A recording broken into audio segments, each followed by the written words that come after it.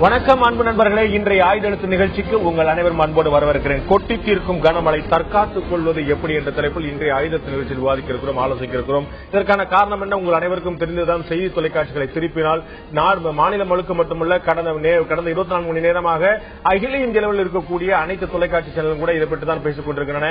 சென்னை, காஞ்சிபுரம், திருவள்ளூர் ஆகிய 3 மாவட்டங்கள் வரலாறு காணாத அளவில் மிகப்பெரிய சொல்லோனா துயரத்துக்கு ஆளாயிருக்கின்றன. வரலாறு காணாத மழை என்றால் உண்மையிலேயே வரலாறு காணாத மழை.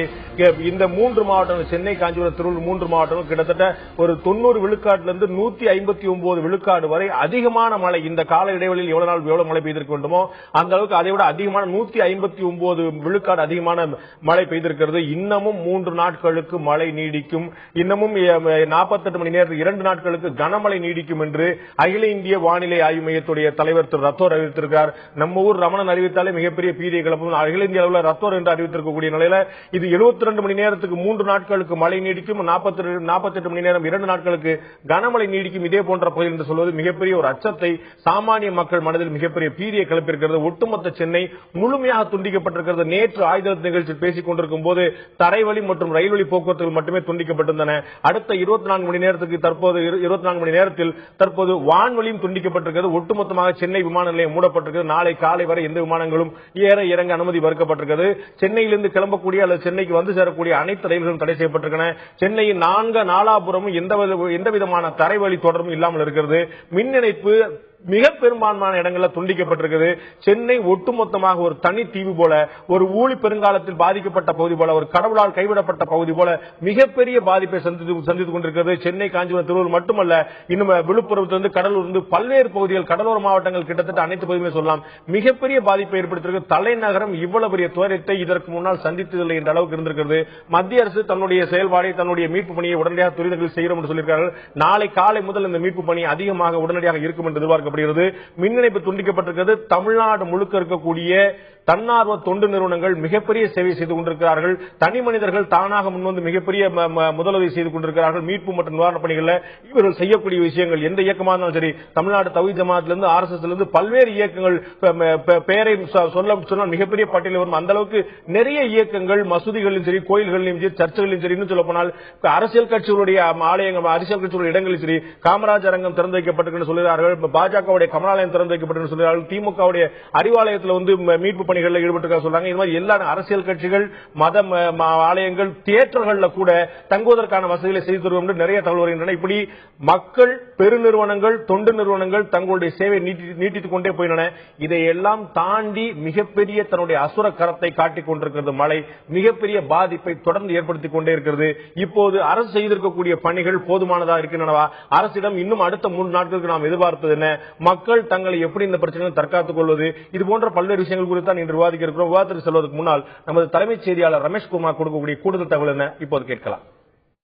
சென்னையில கடந்த 100 ஆண்டுகள் இல்லாத அளவிற்கு கனமழை பெய்திருக்கிறது. வங்கக்கடல்ல குறைந்த காற்றழுத்த தாழ்வு நிலை ஏற்பட்டதுனால கடந்த நவம்பர் மாதம் 11, 12 ஆகிய நாட்களில் ஏற்பட்ட மழையினால சென்னை புறநகர் பகுதியான தாம்பரம், முடிச்சூர் உள்ளிட்ட பகுதிகளில் பெரிய அளவில் சேதம் ஏற்பட்டது. அதே போல சென்னையிலும் ஒரு சில பகுதியில் சேதம் ஏற்பட்டது. இந்த நிலையில கிட்டத்தட்ட 4 நாட்கள் அந்த மழைநீர் வடிந்த சூழ்நிலையில நேற்று முன்தினம் இரவிலிருந்து இன்று காலை வரை தொடர்ந்து பெய்த மழையினால சென்னை நகரமே தனி தீவு போல காட்சியளிக்கிறது. குறிப்பாக இந்த மழையினால சென்னை நகருக்குள் கிட்டத்தட்ட 70% அளவிற்கு பாதிப்பு ஏற்பட்டிருக்கிறது. சென்னை புறநகர் பகுதியில் 90% அளவிற்கு பாதிப்பு ஏற்பட்டிருக்கிறது. சென்னையை சுற்றியுள்ள 12 ஏரிகள், அதாவது புழல் ஏரி, போரூர் ஏரி, செம்பரம்பாக்கம் ஏரி உள்ளிட்ட 12 ஏரிகளுமே முழு கொள்ளளவு எட்டியிருக்கிறது. அந்த ஏரிகள் எல்லாம் நிரம்பி வழிகிறது. உபரி நீர் எல்லாம் திறந்து விடப்பட்டிருக்கிறது. கிட்டத்தட்ட ஒரு சில ஏரிகள் உடைப்பு ஏற்பட்டு அந்த நீர் எல்லாம் அருகில் உள்ள குடியிருப்புகள் புகுந்திருக்கிறது. இதனால சென்னை நூறுகளை கடுமையான பாதிப்பு ஏற்பட்டிருக்கிறது. செம்பரம்பாக்கத்திலிருந்து 29,000 கன அடி தண்ணீர் திறந்து விடப்பட்டதனால சென்னையினுடைய அடையாறு ஆற்றில் வெள்ளப்பெருக்கு ஏற்பட்டிருக்கிறது. இந்த வெள்ளப்பெருக்கினால கிட்டத்தட்ட அடையாறு கரையோர பகுதியில் இருந்த லட்சக்கணக்கான குடிசைகள் அடித்து செல்லப்பட்டிருக்கிறது. அது மட்டும் இல்லாமல் தாழ்வான பகுதிகளெல்லாம் நீர் புகுந்திருக்கிறது. இதனால் போக்குவரத்தும் துண்டிக்கப்பட்டிருக்கிறது. இதே போல புறநகர் பகுதியான முடிச்சூர், தாம்பரம், போரூர் மற்றும் திருவெற்றியூர் உள்ளிட்ட பகுதிகளிலும் கனத்த மழை காரணமாக மழை வெள்ளம் அங்கிருக்கக்கூடிய தாழ்வான பகுதிகளில் புகுந்து இருக்கிறது. இதனால கிட்டத்தட்ட 5 அடி 10 அடி அளவிற்கு கூட தண்ணீர் தேங்கி நிற்பதனால மக்கள் கடுமையாக அவதிக்குள்ளா இருக்கிறார்கள். அதாவது ஒட்டுமொத்தமாக சென்னையிலும் சரி, புறநகர் பகுதியிலும் சரி, தரைதளத்திற்கு சில இடங்களில் தண்ணீர் புகுந்துள்ளதுனால ஒரு சிலர் முதல் மாடி இரண்டாவது மாடிகளில் செல்லக்கூடிய நிலை ஏற்பட்டிருக்கிறது. இதனால அன்றாட அவர்களுடைய இயல்பு வாழ்க்கை கடுமையாக பாதிக்கப்பட்டிருக்கிறது. இந்த பாதிப்பு மட்டுமின்றி அவர்களுக்கு உரிய நிவாரணம் கிடைக்க முடியாத சூழ்நிலை ஏற்பட்டிருக்கிறது. என்றால் அந்த அளவுக்கு போக்குவரத்தும் தடைபட்டிருக்கிறது. ஏற்கனவே அரசு போக்குவரத்து இங்கு சென்னை நகருக்குள்ள மழைநீர் தேங்கி இருப்பதனால முற்றிலும் ரத்து செய்யப்பட்டிருக்கிறது. புறநகர் ரயில்கள், அதாவது சென்னையிலிருந்து கடற்கரை மற்றும் தாம்பரம் வழியாக இயக்கக்கூடிய புறநகர் ரயில்களும் ரத்து செய்யப்பட்டிருக்கிறது. விமான சேவை ரத்து செய்யப்பட்டிருக்கிறது. மயிலாப்பூர் டு வேளச்சேரி வரையிலான அந்த பறக்கும் ரயில் சேவை மட்டும் இயங்குகிறது. அதேபோல மெட்ரோ ரயில் சேவை மட்டும் இருக்கிறது. ஆக 20% அளவிற்கு மட்டும்தான் போக்குவரத்து சேவை இருக்கிறது. ஆக சென்னை நகரம் இந்த கனமழையால் முற்றிலுமே ஸ்தம்பித்து இருக்கிறது. ஒரு பெரிய தீவு போல காட்சியளிக்கிறது. சென்னை மட்டுமல்ல, காஞ்சிபுரம், திருவள்ளூர், கடலூர் உள்ளிட்ட மாவட்டங்களிலும் கூட இதே நிலைமைதான் இருக்கிறது. சென்னை பிற மாவட்டங்களிலும் துண்டிக்கப்பட்டிருப்பது மட்டுமல்ல, சென்னைக்கு உள்ளே கூட முழுமையான துண்டிப்பு இருக்கிறது. ஒரு பகுதியிலிருந்து இன்னொரு பகுதிக்கு எந்த விதமான ஒரு இருசக்கர வாகனமோ 4 சக்கர வாகனமோ பெரிய வாகனமோ எதுவுமே மூவ் பண்ண முடியாத அளவுக்கு, இயங்க முடியாத அளவுக்கு மிகப்பெரிய பாதிப்பை சந்திருக்கிறது. இதெல்லாம் பட்டுதான் இன்றைய ஆயுதத்தில் நிகழ்ச்சியில் விவாதிக்கிறோம். நிகழ்ச்சி நிரப்பது நம்முடைய எழுத்தாளரும் சமூக ஆர்வலருமா இருக்கக்கூடிய திரு அதியமான் நம்முடைய இருந்திருக்கார். உங்களை நிகழ்ச்சிக்கு வரவேற்கிறேன். அதேபோல மதுரையிலிருந்து தேசிய நீர்வழிச்சாலையுடைய இயக்குநர் திரு ஏசி காமராஜ் நம்முடைய இருந்திருக்கார். உங்களை நிகழ்ச்சிக்கு வரவேற்கிறேன். மதுரையிலிருந்து இயங்கக்கூடியவர். அதேபோல மனோன்மணியம் சுந்தர்னார் பல்கலைக்கழகத்துடைய பேரிடர் மேலாண்மை பேராசிரியர் திரு சந்திரசேகர் இணைந்திருக்கார். உங்களை நிகழ்ச்சிக்கு வரவேற்கிறேன். நான் முதல்ல திரு காமராஜ் ஆரம்பிக்கலான்னு பாக்குறேன்.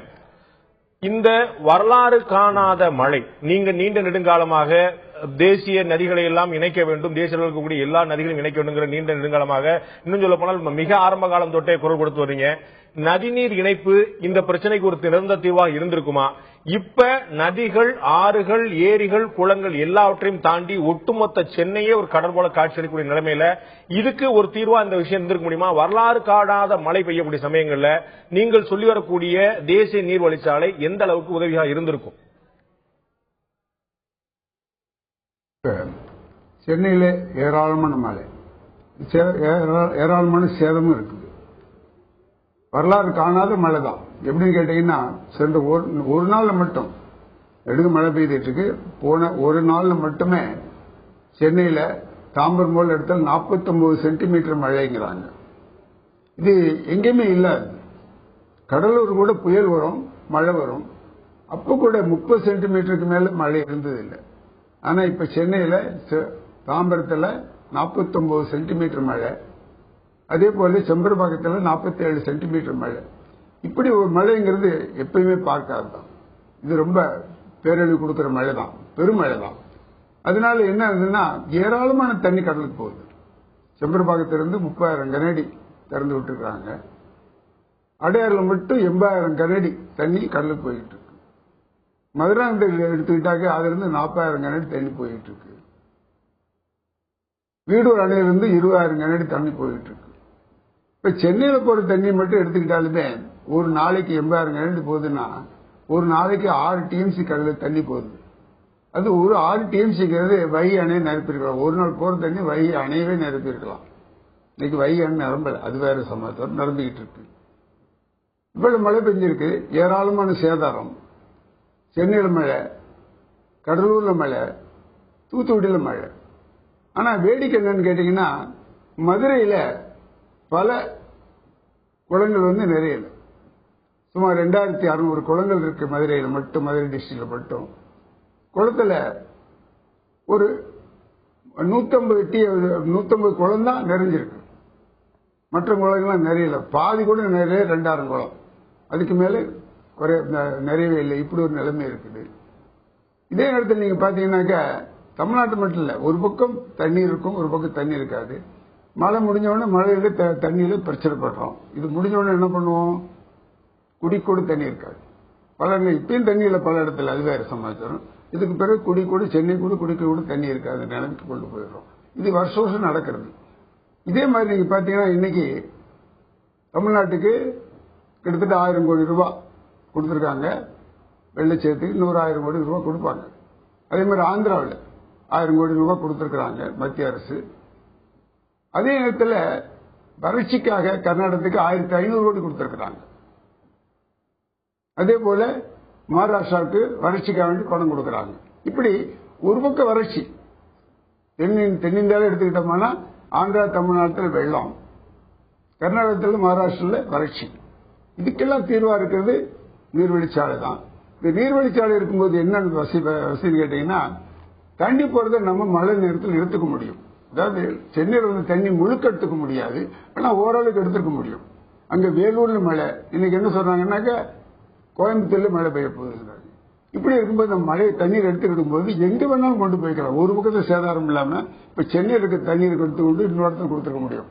அங்க வர்ற தண்ணியை தடுத்துட்டு இப்ப இந்த வயல் தண்ணி எல்லாம் வயல் கொடுத்துருக்க முடியும். எங்க வேணாலும் டிரான்ஸ்பர் பண்ணிக்க முடியும் தண்ணீர். அதனால இந்த நீர்வழிச்சாலையில் தண்ணி எங்க வேணாலும் கொண்டு போய்க்கலாம், தேய்க்கலாங்கிறதுனால இது கட்டாயமா ஒரு தீர்வா அமைஞ்சிருக்கும். இது எடுத்திருக்க வேண்டியது வந்துகிட்டே இருக்கும். திரு காமராஜ், நம்ம தொடர்ந்து விவாதிப்போம். இது வந்து ஒரு மிகப்பெரிய அளவில் நீங்க சொல்லக்கூடியது ஒரு கற்பனையில வந்து யோசிச்சு பார்க்கும்போது மிகப்பெரிய ஆறுதலாக இருக்கிறது. ஆனால் எவ்வளவு தூரம் சாத்தியமா இருக்கிறது, எப்போ சாத்தியமா போகிறது இல்ல. மாநிலங்களுக்கு இடையிலான நதிநீர் இணைப்பே சாத்தியமால தேசிய அளவில் எந்த அளவுக்கு சாத்தியமா போகும் பார்ப்போம். நம்ம நான் திரு சந்திரசேகர், மனோன்மணியம் பல்கலைக்கழகத்தோட பேரிடர் மேலாண்மை துறை பேராசிரியர் திரு சந்திரசேகர் கேட்க விரும்புறேன். இந்த பேரிடர் மேலாண்மை அப்படிங்கிறது இயல்புக்கு மாறான விஷயங்களை எதிர்கொள்வதுதான். வழக்கமான மழை, வழக்கமான வறட்சி எல்லாம் வந்து நம்மளே சமாளிச்சிருவோம், எதிர்கொள்ள பழகிட்டோம். இதற்கு மேல அப்பாற்பட்ட வரலாறு காணாத அளவுல வந்து ஒரு இயற்கை பேரிடர் ஏற்படும் போது, சுனாமியோ வெள்ளமோ மழையோ இது போல இருக்கும்போது அதை எதிர்கொள்வது எப்படி என்கிறதா பேரிடருக்கான மேலாண்மையே. இந்த பேரிடர் மேலாண்மையில இந்தியா, குறிப்பாக தமிழகம் எந்த அளவுல இருக்குது? இதை நமக்கு வந்து ஒரு இன்னைக்கு பார்க்கும்போது நம்ம வந்து முழுக்க முழுக்க ஒரு கையேறு நிலையில இருக்கிற மாதிரி ஒரு அரசாங்கமோ உள்ளாட்சியோ மாநகராட்சியோ மற்றவர்கள் யாருமே ஏதாவது உதவி செய்ய முடியாதோ அப்படிங்கிற அளவுக்கு தான் ஒரு கைவிடப்பட்ட நிலையில தான் நம்ம கண்கூடா தெரியுது. நம்ம வந்து இன்னும் எக்யூப் ஆகலையா? திரு சந்திரசேகர்,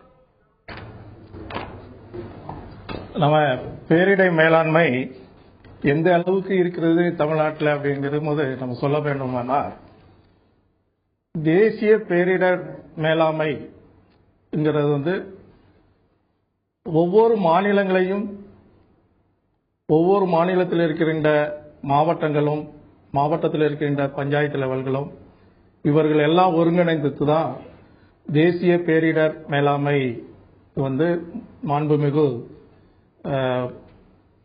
பிரைம் மினிஸ்டருடைய தலைமையில் இயங்கிக் கொண்டிருக்கின்றது.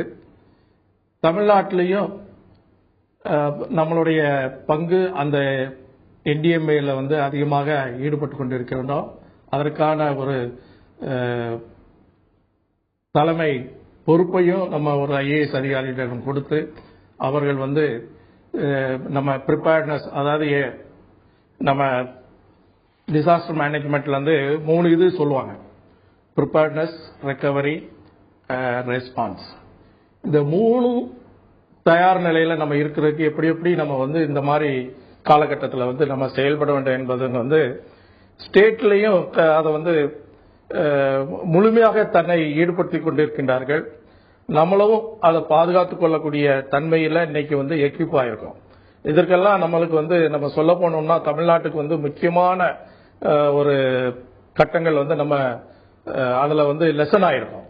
ஒன்னு வந்து சுனாமி, 2வது வந்து சைக்ளோன். தானே சைக்ளோனே எடுத்துக்கிடுங்க, சுனாமியே எடுத்துக்கிடுங்க. இந்த 2லயும் சுனாமியில வந்து நம்மள வந்து எதிர்பார்க்காதது. நிறைய பேருக்கு சுனாமி என்னன்னே தெரியாம இருந்தோம். மக்களுக்கு வந்து விழிப்புணர்வு இல்லை, அதனால அதுல வந்து அதிக பாதிப்பு ஏற்பட்டது.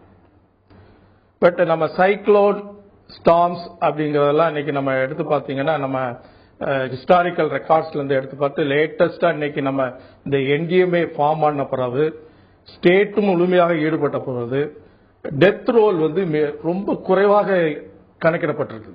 இதுக்கு வந்து நம்ம ரெக்கார்ட் இருக்குது. 1997ல இருந்து இன்னைக்கு தானே வரைக்கும் வந்தாங்கன்னா ப்ராப்பர்ட்டி டேமேஜஸ் இருந்திருக்கும் வழிய லைஃப் டெத் வந்து கம்மி. அதனால நம்ம வந்து எனக்கு வந்து நீங்க சொன்ன விஷயங்களே நான் 3ஆ பிரிக்க விரும்புறேன். நம்ம வந்து 1 முன் தயாரிப்பு, 2வது வந்து மீட்பு பணிகள், 3வது தொலைநோக்கு பார்வையில் செய்யக்கூடிய விஷயங்கள் சொன்னீங்க. இந்த முன் தயாரிப்புல நம்ம போதுமான அளவு இருக்குமாங்கிற ஒரு மிகப்பெரிய கேள்வியை இன்றைய மழை எழுப்பி இருக்கிறதா இல்லையா?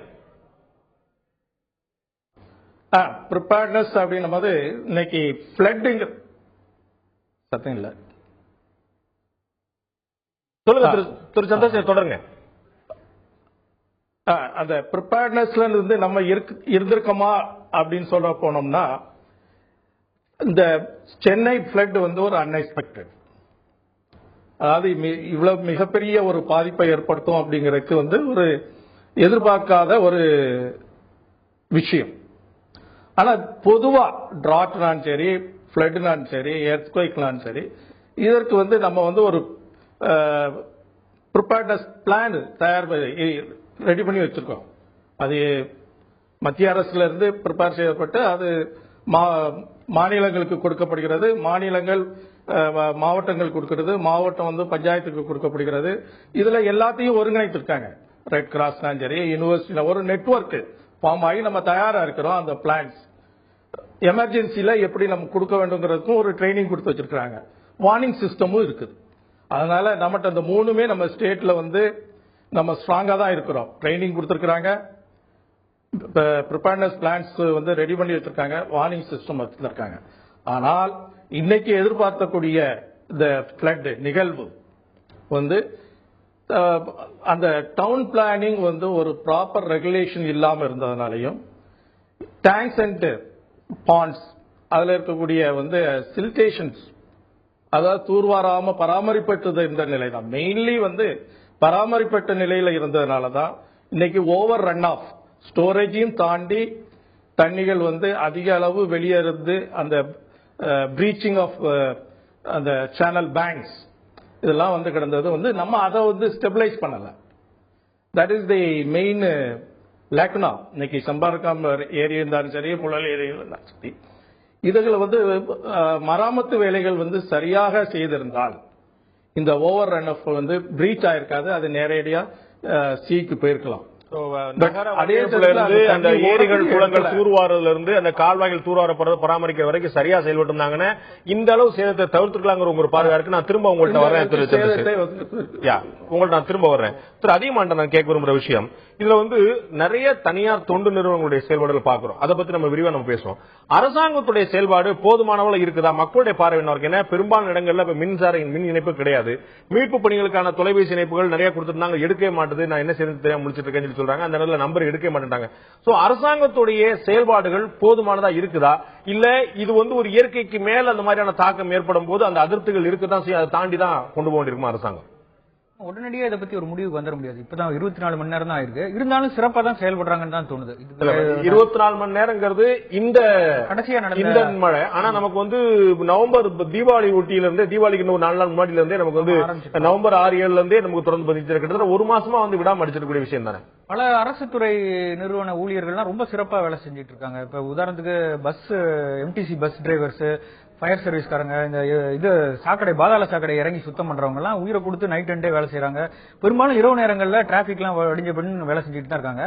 ஒரேடியா அவங்களையும் குறை சொல்லிட முடியாது. அவங்களோட கஷ்டம் என்னங்கிறது அந்த கன்ஸ்ட்ரைன்ஸ் அங்க இருக்கவங்களுக்கு தான் தெரியும். உள்ள இருந்து அந்த அரசு எந்திரத்துக்குள்ளே இருக்கிறவங்களுக்கு தான் அந்த கஷ்டம் தெரியும். ஒரேடி அவங்களையும் பிளேம் பண்ணிட முடியாது. ஆனா இது பாதிக்கப்படக்கூடிய மக்கள், அதாவது இன்னைக்கு அரசு ஊழியர்கள் அவங்களுடைய கடமை செஞ்சுட்டு இருக்காங்க, நீங்க சொன்னது போல கூடுதலா செஞ்சுட்டு இருக்காங்கன்னு வச்சுக்கிட்டாலும் கூட பாதிப்புல இருக்கக்கூடிய மக்கள், நான் கீழே 3வது மாடில இருந்து கீழே இறங்கி விட முடியல, என்னுடைய வீட்டுல முதல் மாடியில ஃபுல்லா வீடு பூரா தண்ணி வந்துருச்சு, எல்லாமே பாதிக்கப்பட்டிருக்குன்னு ஒவ்வொருத்தரும் கதரும் போது அவர்களுக்கு முதல் பார்வை அரசாங்கம் எங்கே அப்படிங்கறத. அரசாங்கம் அப்படிங்கிறது ஒரு அரசு இயந்திரம் நான் சொல்லிட்டா கூட ஆள் தான கணக்கு. அப்ப மீட்புக்கு யாராவது ஒருத்தர் வந்தாங்க, அவங்க உணவுக்கோ மருந்துக்கோ இங்க இருந்து இடத்த மாத்தி கொண்டு வரதுக்கோ ஆள் வந்தாங்க அப்படிங்கறத எதிர்பார்ப்பாங்க.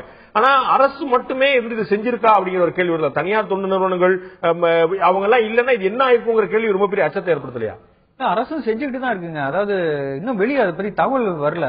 நிறைய இப்ப கிட்டத்தட்ட 4 லட்சம் பேர் கேம்ப்ல இருக்காங்கன்னு தகவல் வந்திருக்கு. கடலூர், சென்னை எல்லாம் சேர்த்து இன்னும் பல இடங்கள்ல ஆமா எல்லாம் பண்ணிட்டு தான் இருக்காங்க. உணவு பொட்டலங்கள் கொடுக்குறாங்க.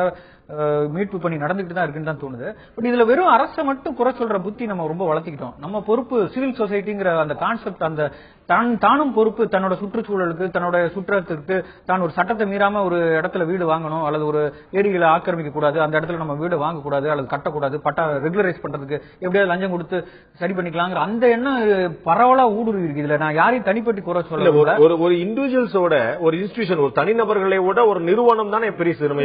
நிறுவனம்ங்கிறது இண்டிவிஜுவல்ஸ் ஆக்கப்பட்டதுதான். ரெண்டாவது இங்க இருக்க அந்த அரசோ அந்த நிறுவனங்களோ அங்க போய் சேர்றவங்க எல்லாம் எங்கிருந்து சந்திரமண்டலத்திலிருந்து வந்துடல. இங்கிருந்து இதே தமிழ் மக்கள். நான் கேட்கிறேன், அதாவது ஆக்கிரமிக்கப்பட்ட பகுதிகளுக்கு வரையறை செய்வது பற்றி அரசாங்கம் தீர்மானிக்கும். நீர்பிடிப்பு பகுதிகளில் கட்டடம் கட்டுவதற்கு அதிகாரப்பூர்வமான அனுமதியை சிஎம்டிஏ வழங்கும். குடியிருப்பு பகுதியில குடியேறவங்களை அனுமதிக்கும், அவங்களுக்கு பட்டா, மின்சாரம், மின்வாரி இணைப்பு எல்லாமே, தொலைபேசி இணைப்புல இருந்து எல்லாமே அரசாங்கம் கொடுக்கும். ஆனா இவங்க தான் தப்பு, அரசாங்கம் மேல தப்பே இல்ல. நம்ம எப்படி இவங்களும் உடந்தை தான். அதாவது இவங்களோட தூண்டுதல், இவங்களோட பிரஷர் குரூப்னு சொல்லுவாங்க. ஒரு பட்டா கொடுக்க சொல்லி இவங்க ஒரு ஓட் பேங்கா கூட இருக்கலாம். அவங்க ஒரு தனிப்பட்ட ஒரு குட்டி தலைவரோட அவரோட செல்வாக்க வளர்த்துக்கிறதுக்காக அவங்களுக்கு பட்டா கொடுக்கலாம். பல காரணங்கள் இருக்கு. இது வந்து ரெண்டும் கூட்டு ஒரு வலைப்பின்னல் தான். இவங்க அவங்க பிரிக்க முடியாது. இங்க இருக்கவங்க தான் அங்க போறாங்க, அங்க இருக்கவங்க தான் திரும்பி பொதுமக்கள் ஆகிறாங்க. பொதுமக்கள் இருந்து தான் அரசியல் தலைவரோ, ஒரு அதிகாரியோ, ஒரு கவுன்சிலரோ, வாட் எவர் எல்லாருமே. இன்னைக்கு இவ்வளவு பெரிய தவிப்புக்கான காரணம் வந்து மழை மட்டுமல்ல, அரசு மட்டுமல்ல, தனி மனிதர்களும் அப்படின்னு சொல்லி பொதுமக்களின் மாரலிட்டி, அறம், அவர்களுடைய தார்மீகம், அவருடைய அறமும் கூட அப்படின்னு சொல்லி வச்சுட்டாலும் அவங்க இது மாதிரியான இடங்கள்ல நம்ம போறது இல்லை அப்படிங்கிறது சொல்றது அவங்களா எதிர்பார்க்கறது. அவங்களுக்கு வந்து உங்களுக்கு தெரிஞ்ச விஷயம், ஒரு சாமானியனுக்கு வந்து அரசாங்கத்துடைய நுணுக்கமான விதிகள், இது நீர்ப்பு பிடிப்பதுயா, இது வந்து ஏரியா குளமா முன்னாடி இருந்தா இல்லையாங்கிறதெல்லாம் அவ்வளவு தூரம் நமக்கு சட்ட அறிவோ ஒரு நுண்மான் நுழைபுலமோ அவனுக்கு இருக்குமான்னு நம்ம சொல்ல முடியாது. மாறாக அந்த இடத்துல குடி போனாங்கன்னா அன்னைக்கு அவங்க வந்து இங்க குடி போகாத அப்படின்னு சொல்லியிருந்தாங்கன்னு. இன்னைக்கு நம்ம வந்து அடையாறுல பார்க்கும்போது கிட்டத்தட்ட 30,000 குடும்பங்கள் வந்து 3000 குடும்பங்களை அந்த ஒரு கரை பகுதியிலிருந்து மட்டும் வெளியேற்றிருக்காங்க. அப்பயே வெளியேற மாட்டே ஆரம்பிச்சிருக்காங்க. தண்ணி வந்தா நாங்க பாத்துக்கிறோம் சொல்லிருக்காங்க. இவங்க வலுக்கட்டாயமா போலீஸ் போர்ஸ் யூஸ் பண்ணி தான் அவங்களோட உயிரை காப்பாத்துறக்கா நிக்கிறாங்க. நான் சொல்றேன், இன்னைக்கு அரசாங்கம் தன்னுடைய பலப்பிரயோகத்தை செய்யக்கூடிய அரசாங்கம், அவர்கள் அங்க நிக்கிறது. அன்னைக்கு அவங்களை குடியேற விடாம தடுத்திருந்தாங்கன்னா இந்த பிரச்சனையே கிடையாது. இங்க மாத்தி போவாங்க. அதுதான் மூல காரணம். இதே வந்து மேற்கத்திய நாடுகள்ல, வளர்ந்த நாடுகள்ல வந்து ஒரு மாஸ்டர் பிளான் இருக்கும். அது மீறி வந்து ஒரு சின்ன துரும்ப கூட மாத்திர முடியாது. ஒரு இடத்துல இது நீர்பிடிப்பு பகுதி, அங்க வந்து வீடுகளே கட்டக்கூடாது, அல்லது கமர்ஷியல் பில்டிங்ஸோ காம்ப்ளெக்ஸோ எதுவுமே கட்டக்கூடாதுன்னு ஒரு ரூல் முன்னாடி போட்டாங்க. ரொம்ப நீண்ட கால தொலைநோக்கு பார்வையோட வல்லுநர்களை வச்சு பல நாடுகள், நெதர்லாண்ட்ஸ் வந்து பாதி நாடு இருக்குது. ஆனா அது தியரியில இருக்கு. அதை அமெண்ட்மெண்ட் பண்ணி அதை மாத்தி காசை கொடுத்து ஏதோ பண்ணி எப்படியாவது அந்த இடத்த வந்து எல்லாரும் காரணம். இது வந்து ரியல் எஸ்டேட் அதிபர்கள், அதை சேர தொழில் இருக்கவங்க, வாங்குறவங்க, பைனான்ஸ் பண்றவங்க, அதிகாரிகள் எல்லாரும் சேர்ந்து வந்து ஓவராலா வந்து நம்ம சட்டத்தை மதிக்க வேண்டாம், எப்படியாவது இப்போதைக்கு கட்டிக்கலாம், பின்னாடி பாத்துக்கலாம். தவறு என்பது ஒரு தரப்பு மட்டுமே செய்வதல்லங்கிற ஏற்கிறேன். ஆனால் இதுல கூடுதல் பொறுப்பு, தவிர்க்க வேண்டிய, தடுக்க வேண்டிய பொறுப்பு யாருக்குங்கிற கேள்வி தோக்கி தான் இருக்குது. நான் திரும்ப உங்கள்கிட்ட வரேன். இந்நிலையில மழையினால, இந்த பேரிடர் கடுமையான மழையினால அதிகமாக பாதிக்கப்பட்ட சென்னை புறநகர் பகுதியாக இருக்கக்கூடிய முடிச்சூர்ல இருந்து ஒரு நண்பர் சுரேஷ் இணைந்திருக்கிறார். சுரேஷ், உங்களுடைய கருத்தை பதிவு பண்ணுங்க. நீங்கள் எந்த மாதிரியான பாதிப்புக்குள்ளா இருக்கீங்க, எந்த மாதிரியான மீட்பு மற்றும் நிவாரணம் உங்களை வந்தடைந்திருக்கிறது? சார், ஆக்சுவலா என்னன்னு பாத்தீங்கன்னா, நாங்க வந்து நேற்று ஆபீஸ் போயிட்டு ரிட்டர்ன் ஆகவே முடியல சார். ஆக்சுவலா எங்க ஃபேமிலி வந்து சொல்லுங்க சுரேஷ். எங்க ஃபேமிலி வந்து பாத்தீங்கன்னு வச்சுக்கோங்களேன், டோட்டலா வந்து முடிச்சூர் மூவேந்தர் நகர்ல டோட்டலா இருக்காங்க. இன்னைக்கு மார்னிங் நான் 6 o'clockல இருந்து அங்க எல்லாத்தையும் நான் கான்டாக்ட் பண்ணி கேட்டு பார்த்தோம். அட்லீஸ்ட் அங்க இருக்கக்கூடிய குழந்தைகள், ஒரு 2 வயசு குழந்தை, ஒரு 60 வயசு இவங்க எல்லாம் இருக்காங்க. சோ அவங்களெல்லாம் ரெஸ்கியூ பண்றதுக்கு எப்படியா ஏற்பாடு பண்ணுங்கன்னு சொன்னோம். சோ நான் ஆல்மோஸ்ட் 8 இப்ப வரைக்கும் நான் பார்த்தேன், என்னால ஒரு ஹெல்ப் கூட கிடைக்கலங்க. எனக்கு வந்து அவங்கள கம்யூனிகேட் கூட பண்ண முடியல. ஓகேங்களா? சோ எல்லாமே டிஃப்ரெண்ட் டைரக்ஷன், கிட்ட இருக்கிற லொகேஷன்ஸ் மட்டுமே கவர் பண்றாங்க. லாங்ல இருக்கிறவங்களுக்கு அவங்க வந்து என்ன மாதிரி இதுல இருக்காங்க, எல்லா சிச்சுவேஷனும் எக்ஸ்பிளைன் பண்ண பிறகு எங்களுக்கு எந்த விதமான ஹெல்ப்புமே கிடைக்கல. டோட்டலா எங்களுக்கு வந்து ஹெல்ப்லெஸ்ஸா நான் ரிட்டர்ன் ஆகி வந்திருக்கேன். இப்ப நீங்க உங்க குடும்பத்தோட இணைஞ்சிட்டீங்களா, இல்லாட்டி நீங்க உங்க அலுவலகத்துல இருக்கிறீங்களா சுரேஷ்? இல்ல சார், நாங்க வந்து டோட்டலா நான் குடும்பத்தை விட்டு நான் தனியா தான் இருக்கேன். நானும் இன்னொரு 3 ஃபேமிலியோட அந்த இருக்கக்கூடிய எல்லாருமே தனியா இருக்கும் சார். என் ஃபேமிலி, என் ஒய்ஃப், எங்க அம்மா, என் குழந்தை எல்லாருமே வந்து அங்க தனியா வீட்டுல இருக்காங்க. 2nd floorல இருக்காங்க. ஆல்மோஸ்ட் 1st floor வரைக்கும் தண்ணி போயிருச்சுங்க. எக்ஸ்ட்ரீம்லி சாரி சுரேஷ், மிகப்பெரிய வருத்தம். எங்களுடைய ஆறுதல்கள். நான் வந்து உங்களுக்கு என்ன வார்த்தையில ஆறுதல் சொல்றேன்னு தெரியல. ஒரு தரைத்தளம் முழுக்க வந்து நீர் நிறைஞ்சிருக்கக்கூடிய இடத்துல இருக்கக்கூடியவங்க 2வது 3வது தளத்துல இருக்கக்கூடிய மனநிலை எந்த அளவுக்கு மிகப்பெரிய ஒரு வேதனையை ஏற்படுத்திருக்கும், எந்த அளவுக்கு மிகப்பெரிய தாக்கத்தை ஏற்படுத்திருக்கும் என்னால் உணர முடியுது. நிச்சயமாக இதை கவனிக்கக்கூடிய அரசு நிர்வாகம் உடனடியாக முடிச்சிருப்பதில் உள்ள மழையிலேயே கடுமையாக பாதிக்கப்பட்டிருக்கக்கூடிய தாம்பரம் மற்றும் முடிச்சிருப்பதில் உடனடியாக தன்னுடைய கவனத்தை செலுத்தும் இன்னும் கூடுதலாக அப்படின்னு எதிர்பார்ப்போம். ஒரு சிறிய இடைவெளி எடுக்க வேண்டியிருக்கிறோம். இடைவெளிக்கு பிறகு நாம் கேட்க வேண்டிய ஒரு கேள்வி இருக்கிறது. மிகப்பெரிய அளவுல பெரும்பாலான இடங்களில் சென்னை காஞ்சிபுரத்தில் உள்ள பகுதிகளில் பாதிக்கப்பட்டிருக்கக்கூடியது மின் இணைப்பு. ஒட்டுமொத்தமாக மின்சாரம் துண்டிக்கப்பட்டிருக்கிறது. எப்போது இந்த மின் இணைப்பு கூடுதலாக திரும்ப கிடைக்கும்? ஏனால் மின் இணைப்பு இல்லாதனால ஒரு தகவலை சொல்றதுக்கான செல்போனை சார்ஜ் பண்ணக்கூடிய கூட வாய்ப்பு இல்லாம இருக்குது. செல்போனை சாதாரணமா வீட்டுல சார்ஜ் பண்ணாம போயிட்டாலே நம்ம டென்ஷன் ஆயிருவோம். ஆனால் எப்ப மின் இணைப்பு கிடைக்கும், எப்ப நம்ம சார்ஜ் பண்ணணும், எப்ப நம்ம வந்து வெளி உலகத்தை தொடர்பு கொள்ள முடியும் என்றே தெரியாமல் இருப்பது எவ்வளவு பெரிய தவிப்பு. எப்போது மின்சாரம் திரும்ப கிடைக்கும்? கொட்டி தீர்க்கும் கனமழை தற்காத்துக் கொள்வது எப்படி என்ற தலைப்பில் இன்றைய ஆயுதத்தை வச்சு விவாதித்துக் கொண்டிருக்கோம். இந்நிலையில கோட்டுப்புறத்திலிருந்து நசீர் பாஷா என்ற நண்பர் நம்முடைய இணைந்திருக்கார். கோட்டுப்புறமும் கூட கடுமையாக பாதிக்கப்பட்டக்கூடிய ஒரு தீவாக மாறிவிட்டது. அடையாறு ஆறு அந்த பக்கம் தான் சென்று கொண்டிருக்கிறது. அங்க இருக்கக்கூடிய பகுதிகள் எல்லாம் நிறைய நீர் நிரம்பி இருப்பதை பார்க்கிறோம். நசீர் பாஷா, உங்களுடைய கருத்தை பதிவு பண்ணுங்க. நீங்க எந்த மாதிரியான பாதிப்புக்குள்ளா இருக்கீங்க? உங்களுடைய மீட்பு நிவாரண பணிகள் உங்களுக்கு எந்த மாதிரி நடந்திருக்கு திரு பாஷா? நாங்க இங்கே கோட்டுப்புறத்துல இருக்கோம் சார். எங்களுக்கு பரவாயில்ல, வீட்டை சுத்தி தண்ணி இருந்தா கூட நாங்க இப்ப சமாளிச்சுக்கிறோம். எங்களுடைய சொந்தக்காரங்க சைதாப்பேட்டையில இந்த பிரிட்ஜ் பக்கத்துல ராஜ் தியேட்டர் ஏத்த மாதிரி. ஹலோ, சொல்லுங்க பாஷா, சொல்லுங்க பாஷா. ராஜ் தியேட்டர் ஏத்த மாதிரி அவங்க வீடு 2 மாடி வரைக்கும் முழுகிடுச்சு. காலையில இருந்து அவங்க ஒரு 5-6 பேர் 3 குழந்தைங்களை வச்சுக்கிட்டு அவசரப்பட்டு இருக்காங்க.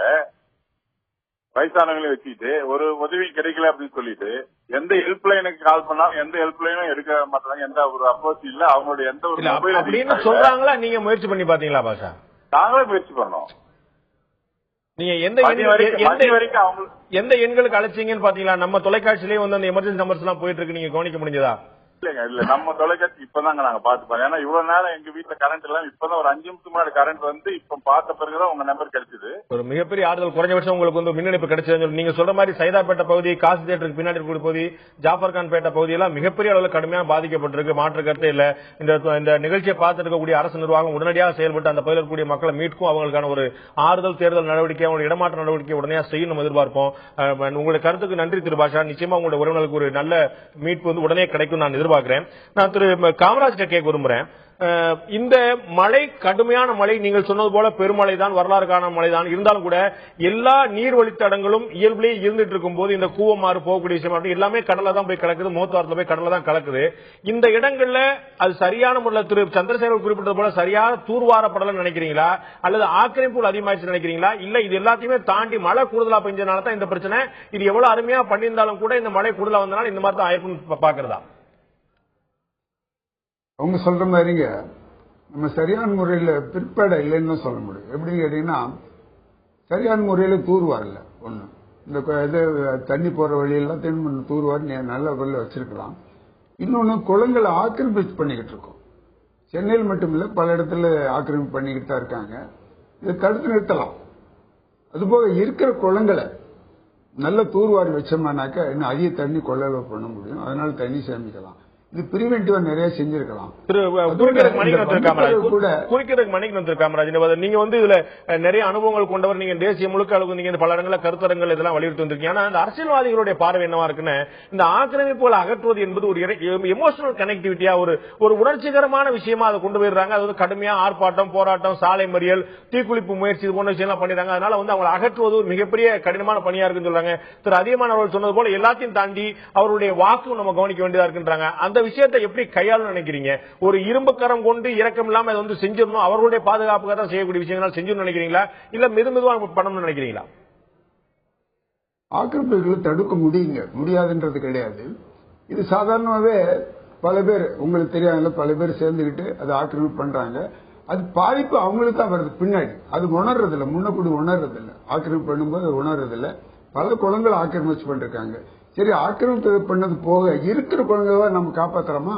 அதை நம்ம காப்பாற்றணும். தூர்வாரி நம்ம காப்பாற்ற வேண்டிய கடமை இருக்கு. அதை நம்ம முறையா செய்யணும். செய்யறதுக்காக வேண்டி அது அரசாங்கம் நல்ல முறையில் எடுத்துக்கலாம். அடுத்த அப்படி பாதிப்பு வந்த பிறகு நாம அதுக்கு பேரிடர் வச்சிருக்கோம். டிசாஸ்டர் மேனேஜ்மெண்ட் பெரிய டிபார்ட்மெண்டே இருக்குது, நிறைய இருக்கிறாங்க. அவங்கெல்லாம் இந்த துரிதமா செயல்படுத்திருக்கலாம்.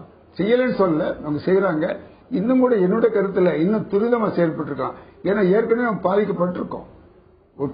அந்த மீட்பு படங்கள்லாம் காமராஜ் நீங்க தொலைக்காட்சியில தொடர்ந்து பார்த்துட்டு இருந்திருப்பீங்க. நண்பர் நசீர் பாஷா சொன்னது போல அந்த சைதாப்பேட்டை பகுதியோ, ஜாஃபர்கான் பேட்டை பகுதியோ, இதுல மாதிரி முடிச்சூர் பகுதியோ, தாம்பரம் பகுதியோ யாருமே ரீச் ஆக முடியாத அளவுக்கு மிகப்பெரிய ரோடு கனெக்டிவிட்டி கிடையாது. ட்ரெயின் ஆபீஸா கிடையாது. பிளைட்ஸ், ஹெலிகாப்டர்ல டெல்லியில இருந்தோ கர்நாடகால இருந்தோ எங்கேயாவது நமக்கு உதவி வரணும்னா கூட அதுக்கான கனெக்டிவிட்டி கிடையாது. தொடர்பு உள்ளதற்கான வாய்ப்பே இல்லங்கும் போது இவங்க எப்படி அதை செய்ய முடியும்னு எதிர்பார்க்கறீங்க? என்ன மாதிரி செஞ்சிருக்கணும்னு உங்களுடைய அறிவுரை சொல்லுங்க. நீங்க சொல்றது நான் ஏற்றுக்கொள்ள முடியாது. எப்படின்னு கேட்டீங்கன்னா, தொடர்பு கொள்ள முடியாது, உங்களால என்னால முடியாது. ஆனா பேரிடர் சொல்லி டிசாஸ்டர் மேனேஜ்மெண்ட் எந்த இடத்துக்கும் போக முடியும். எப்படி போக முடியும்? ஹெலிகாப்டர் எவ்வளவு கொண்டு வந்திருக்கலாம்? நம்ம டெல்லியா, ஆர்மிட்ட கிடையாதா? எவ்வளவு கொண்டு வந்திருக்கலாம்? எவ்வளவு போட்ஸ்கள் கொண்டு வந்திருக்கலாம்? உடனடியே செஞ்சிருக்கலாம். நீங்க சொல்றதுதான் சரி அப்படின்னு நானும் நம்புறேன். அப்படிதான் இருக்கணும். பேரிடர் மீட்பு குழுவும் வந்து என்னால அங்க போக முடியல சொல்லக்கூடாதுன்னு நினைக்கிறேன். ஆனா சென்னை விமான நிலையம் மூடப்பட்டிருக்கு. நம்ம விமான நிலையமே மூடப்பட்டிருக்கு. எந்த வாகனங்கள் எந்த விமானங்களும் இறங்குவதற்கும் ஏறுவதற்கும் அனுமதி இல்லை. நாளை காலைல வர அப்படின்னு சொல்லும் போது இந்த கிளைமேட் அங்க மோசமா இருக்கு. விமானங்கள் தரையிறங்குவதற்கான வாய்ப்பு கூட இல்ல. இப்ப டெல்லியில இருந்து பேரிடர் மீட்பு குழு கொண்டு வந்திருக்கலாம், ஹெலிகாப்டர் கொண்டு வந்திருக்கலாம். அதே போட்டு போட் வந்து அதுக்கான போட்டு நம்ம கொண்டு வந்திருக்கலாம். அதுக்கான போட்டு நம்மளால செய்ய முடியும். அதை தயாரா வச்சிருக்காங்க. நம்ம டிசாஸ்டர் மேனேஜ்மெண்ட் என்ன இதெல்லாம் வரும்னு எதிர்பார்க்கக்கூடியது தானே. இது புதுசு இல்லையே. இது நம்ம செய்ய முடியுது, செஞ்சிருக்கலாம். ஆனா செய்யலைங்கிற குறைய சொல்றது இன்னும் கூட பிரிப்பேர்டா இருந்திருக்கலாம்ன்றது என்னோட கருத்து. இன்னொரு கருத்து நீங்க சொன்னீங்க முக்கியமா, நீர்வழிச்சாலையில இதெல்லாம் எல்லா மாநிலம் ஏற்றுக்கிட்டு எப்ப செய்யறது சாதாரணமான காரியமா அப்படின்னு நீங்க நினைக்கிறீங்க. அப்படி இல்லை. அது இந்த நீர்வழிச்சாலையை பொறுத்தவரை எல்லா மாநிலம் ஏத்துக்கிறது. நதிநீர் இணைப்புனா எந்த மாநிலம் ஏத்துக்கிறல, ஆந்திரா ஏத்துக்கிறாது, எந்த மாநிலம் ஏத்துக்கல. நீர்வழிச்சாலைன்னா இப்ப சமயத்துல ஆந்திரா முதலமைச்சர்களை கூப்பிட்டு இருந்தாங்க. விஐடி விஸ்வநாதன், அவர் டாக்டர் விஸ்வநாதன் நானும் போயிருந்தோம், சான்சலர் நானும் போயிருந்தோம். அவரு அரை மணி நேரம் கொடுத்து எங்க ஃபுல்லா டிஸ்கஸ் பண்ணிட்டு ஆந்திராவில் நீர்வழிச்சாலை எடுத்துக்கிறோம். ஏன்னா இதுல பம்பிங் கிடையாது, தண்ணீர் தேக்க முடியும், இது வந்து பாதிப்புகளை வெள்ளத்தை குறைக்க முடியும், அதனால நாங்க எடுத்துக்கிறோம் சொல்லியிருக்காங்க. அதே மாதிரி தெலுங்கானா மாநிலம் சொல்லியிருக்காங்க. இதே மாதிரி கர்நாடக முதலமைச்சர் என்ன கூப்பிட்டு அவரும் பேசிட்டு இருக்காங்க, அவங்களும் எடுத்துக்கிட்டு சொல்லியிருக்காங்க. ஆனா எல்லா மாநிலமும் இது ஏத்துக்கிடுது. இது செய்யணும்னு சொன்னாக்க இது செய்யறதுக்கு ஒன்றும் சிரமம் கிடையாது. அண்டை மாநிலங்களை பற்றிலாம் சொன்னீங்க, முடியாதுங்கிறது கிடையாது. அண்டை மாநிலங்களை பற்றிலாம் சொன்னீங்க. தமிழகத்தோட நிலை என்னவா இருக்குங்கிறது நான் உங்களோட ஒரு கேட்க விரும்புறேன். அதற்கு முன்னாடி ஆவடியிலிருந்து இன்னொரு நேயர் சங்கீதா அப்படிங்கிற தோழி இணைஞ்சிருக்காங்க. சங்கீதா, உங்களுடைய தகவல் சொல்லுங்க. நீங்க அல்லது உங்களுடைய நண்பர்கள் என்ன மாதிரியான பாதிப்புகளா இருக்கீங்க? உங்கள்ட்ட இருந்து பகிர்ந்து கொள்ளக்கூடிய தகவல் என்ன? சங்கீதா வணக்கம் சார். ஆக்சுவலி நான் ஆவடியிலிருந்து பேசுறேன் சார். எங்க மதர் வந்து கேகே நகர்ல இருக்காங்க, பாரதிதாசன் காலனில. என்ன காலனிமா? Bharathidasan colony sir. எந்த ஏரியா? பாரதிதாசன் காலனி எங்க சொன்னீங்க? பாரதிதாசன் காலனி அந்த இது இருக்குல்ல சார், காசு தேட்டருக்கு கேகே நகர்ல பாரதிதாசன் காலனி. கேகே நகர் பாரதிதாசன் காலனி. காத்தால நாங்க அங்க போயிருந்தோம், நானும் எங்க ஹஸ்பண்டும். பட் எங்களுக்கு வந்து எங்க மதர் ரெஸ்கியூ பண்ணணும். ஏன்னா எங்க மம்மி மட்டும் தான் மாத்திட்டு இருக்காங்க சார். நிறைய பேர் மாத்திட்டு இருக்கா அப்கோர்ஸ். பட் ஆனா எனக்கு வந்து எங்க மதரை ரெஸ்கியூ பண்ணணும்ட்டு but I was unable to go and find. So எனக்கு ரொம்ப மனசு கஷ்டமா இருக்கு. எப்படி ரெஸ்கியூ பண்றது எனக்கு ஒன்றும் புரியல சார். ஏதாவது மெஷர்ஸ் எடுத்தாரா கவர்மெண்ட், இல்லைன்னா என்ன இருக்குன்னு எனக்கு தெரியல. I'm really worried a lot, sir. I just wanted to tell in எனக்கு வார்த்தையும் வரல. எனக்கு ரொம்ப மனசு கஷ்டமா இருக்கு. நான் புரிஞ்சுக்கிறேன். நீங்க வந்து இந்த தொடர்புல துண்டிக்கப்பட்ட பிறகு நீங்க தொடர்ந்து திரும்ப ஒரு முயற்சி பண்ணி நம்முடைய இணைப்புல வந்து உங்களுடைய தொடர்பு என்ன நீங்க அவங்க சொல்லுங்க, நம்ம அலுவலகத்தை சொல்லுங்க. அவங்க வந்து தனிப்பட்ட முறையில் உங்களுக்கு உதவுறதுக்கு என்ன முடியுமா நிச்சயமா செய்வாங்க. நான் வந்து பாப்பா இந்த நிகழ்ச்சியை கேட்கக்கூடிய அதிகாரிகள் நிச்சயமா அதை நடவடிக்கை எடுப்பாங்க நம்புறோம். கேகே நகர்ல இருக்கக்கூடிய பகுதியில் நீங்க பாரதிதாசன் காலனியில வந்து மீட்பு பணிக்கான துரிதப்படுத்தப்படும் நம்ம எதிர்பார்ப்போம். நான் பேராசிரியர் திரு சந்திரசேகரத்தை கேட்க விரும்புறேன். இல்ல ஒரு நம்ம இந்த காற்றழுத்தம் வந்து எந்த திசையில வருது, எவ்வளவு நாள் நிக்குது, எவ்வளவு நாள் போகும் சொல்லி சொல்லிட்டு இருக்காங்க. இந்த செயற்கை மழை பற்றி நிறைய சொல்லிட்டு இருக்காங்க. எனக்கு தெரியல அவ்வளவு இதாப்பட்டு, உங்களுக்கு அது தெரியுமான்னு தெரிஞ்சுக்க விரும்புறேன். இந்த செயற்கை மழையை உருவாக்குவது போல இது போன்ற காற்றுகளை திசை மாற்றுவதற்கான வாய்ப்பு ஏதாவது இருக்குதா? கேட்கறது ரொம்ப ஒரு அறியாமையின் விளைவான ஒரு கேள்வியா கூட இருக்கலாம். நம்ம எல்லாரும் மனசும் எழக்கூடிய ஒரு கேள்வி. இந்த ஒரு நிலை கொண்டிருக்கு அந்த இடத்துல சொல்லி சொல்றாங்க, காற்றழுத்த தாழ்வுகளை அங்கே இருக்குன்னு சொல்றாங்க. இது மழை மாற்றுவதற்கு திசை மாற்றுவதற்கான வாய்ப்புகள் ஏதாவது இருக்கா? அறிவியல் பூர்வமா ஏதாவது வந்திருக்கா? அதை பத்தி திசை மாற்றுவதற்கு நம்ம சயின்டிபிக் படி அது செய்ய முடியாது. பிகாஸ் நேச்சுரலா ஒரு பர்டிகுலர் பாயிண்ட்ல இட் அன் அக்கரன்ஸ்.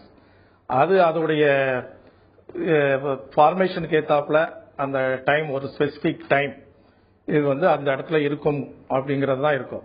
அதை வந்து நம்ம டைவர்ட் பண்றதுக்கு வந்து ஒரு செயற்கை மலையை உருவாக்குற மாதிரி ஒரு நேச்சுரல் செட்டிங் ஆஃப் விண்ட் ஃபோர்ஸை வந்து நம்ம திசை திருப்ப முடியாது.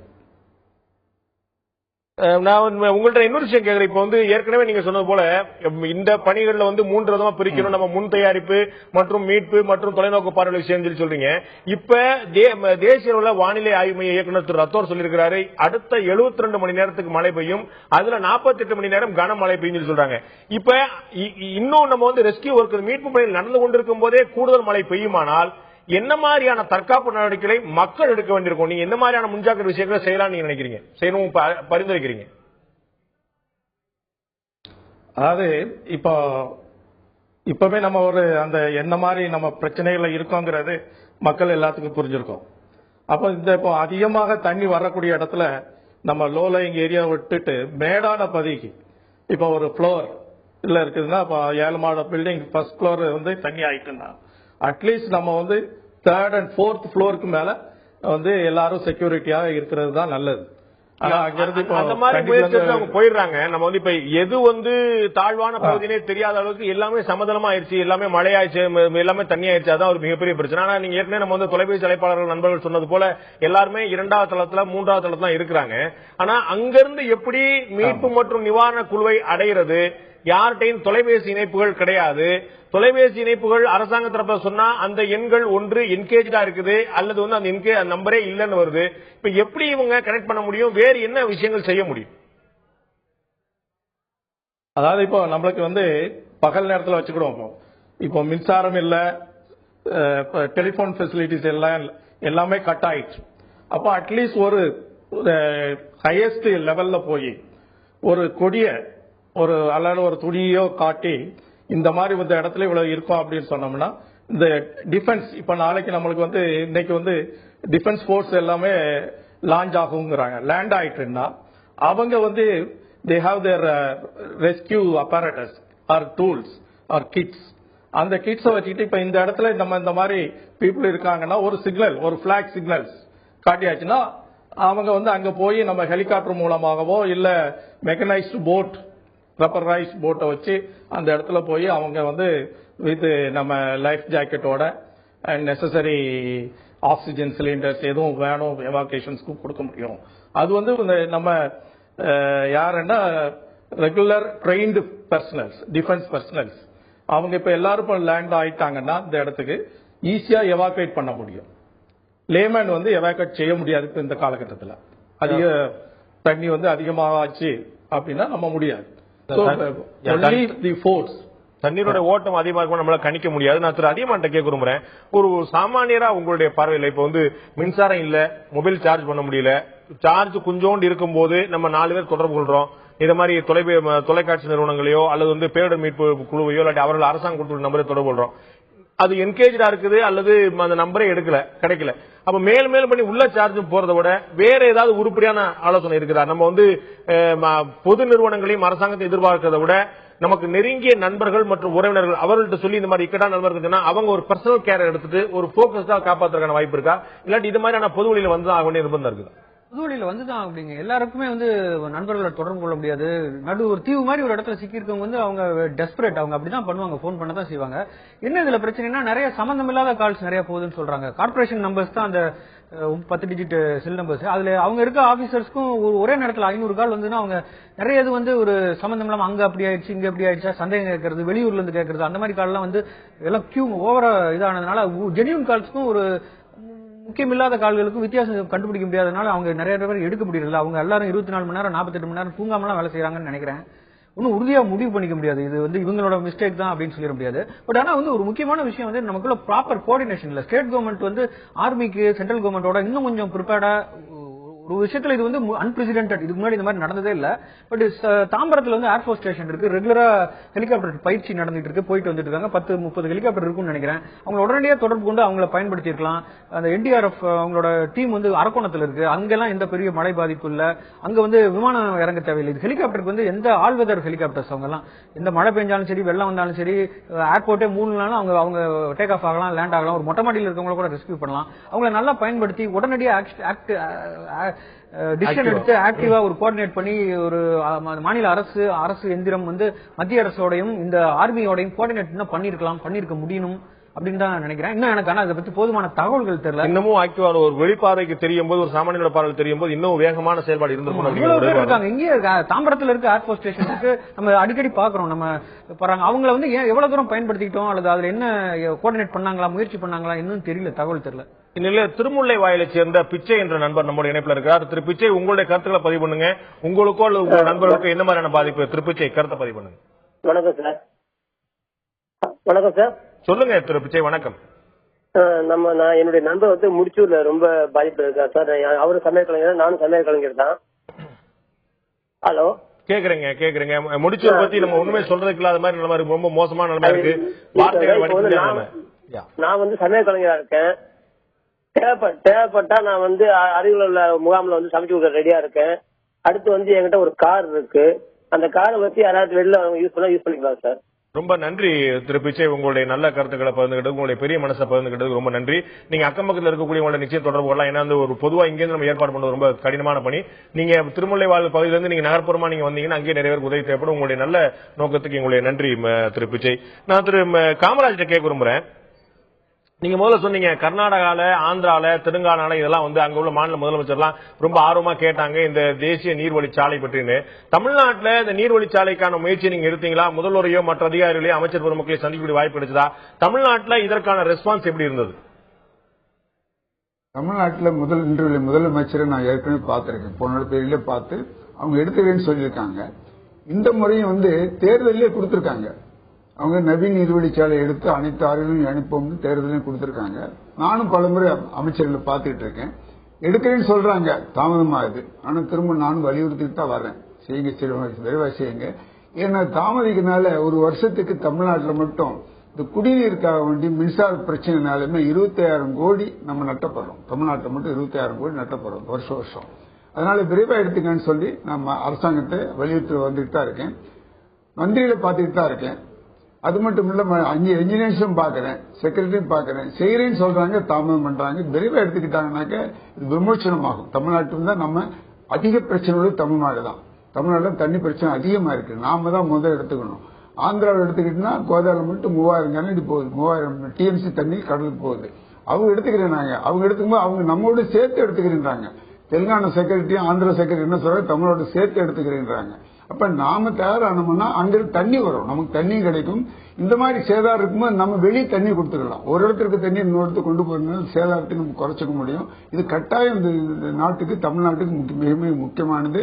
நாங்க பார்த்துட்டு தான் இருக்கோம். செய்கிறேன்னு சொல்றாங்க, ஆனா தாமதமாகுது. விரைவா செய்யணும். அரசுக்கு அதுக்கான ஆர்வம் இருக்குதுன்னு சொல்றீங்க, ஆனா வந்து விரைவா முடிவெடுக்கப்படல அப்படின்னு சொல்றீங்க. சரி, இதுவே ஒரு சரியான தருணமா இருக்கும் நம்ம எதிர்பார்க்கிறோம்.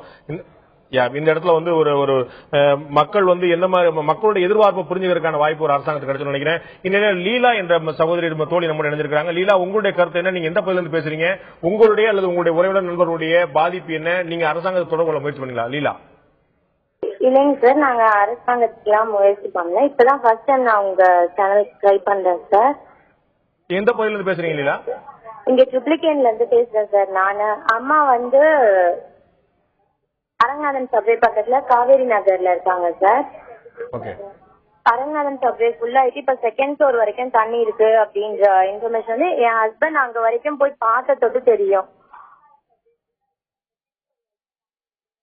ஓகே, இல்ல அவங்க வந்து அணுகுனாங்களா? அவங்க வந்து தொடர்பு கொள்ள முடிஞ்சதா? உங்களுடைய தாயார் தொடர்பு கொள்ள முடிஞ்சதா? உங்க கணவர் போயிட்டு என்ன சொன்னாரு? மார்னிங் 9:30 அவங்க நான் பேசினேன். அதோட அதுக்கப்புறம் அவங்கள்ட்ட பேசவே முடியல. இப்ப என்ன ஆனாங்க, எங்க இருக்காங்க, அவங்க எங்கேயாச்சும் சேஃபா இருக்காங்களா, ஒண்ணுமே தெரியல சார். நீங்க பதட்டப்படுறதுக்கு எதுவும் இல்ல. நிச்சயமாக எந்த விதமான ஒரு பிரச்சனையும் ஏற்பட்டிருக்காது. அவங்களுக்கு வந்து ஒரு இணைப்பு துண்டிக்கப்பட்டிருக்கும். அவங்க வந்து மீட்பு குழுவினரை அணுக முடியாம இருந்திருக்கலாமே தவிர வேற எந்த ஆபத்துகளும். போகும்போது என் ஹஸ்பண்ட் போய் அங்க பாக்கும்போது 6 o'clock இருக்கும். 6 o'clock வரைக்கும் அங்க எதுவுமே, அப்ப அதுக்கு ஒரு 2 hours முன்னாடியே அங்க 2 ஃப்ளோர் ரொம்பிருக்கு அப்படின்னு சொல்லியிருந்தாங்க. அப்ப வரைக்கும் அங்க யாருமே வரல அப்படின்ற இன்ஃபர்மேஷன் தான் சார் அங்க இருக்கவங்க எல்லாம் கொடுத்தாங்க. நேற்று ஒப்பிடும்போது இன்னைக்கு கொஞ்சம் மழை குறைவு தான் நினைக்கிறேன். அதனால வந்து இந்த மாதிரி பெரிய அளவுல பிரச்சனை இருக்கான்னு நினைக்கிறேன். இதை பார்த்துட்டு இருக்கக்கூடிய அரசு அதிகாரிகள் நிச்சயமாக வந்து துரிதங்கள் நடவடிக்கை எடுத்து உங்களுடைய குடும்பத்தினர் மீட்கிறதுக்கு உதவாங்க எதிர்பார்க்கிறேன். ஒரு சிறிய இடைவெளி எடுக்க வேண்டியிருக்கும். இடைவெளிக்கு பிறகு நான் பார்க்கக்கூடிய விஷயம், இதுல மத்திய மாநில அரசுகள் கடுமையான ஆலோசனைகள் நடத்தி உடனடியாக அமைச்சர் பெருமக்களை அனுப்பி மத்திய அரசுடைய உதவி செய்யப்படுகிறது, மாநில அரசுடைய உதவி செய்யப்படுகிறது சொல்லிக் கொண்டிருக்கிறார்கள்.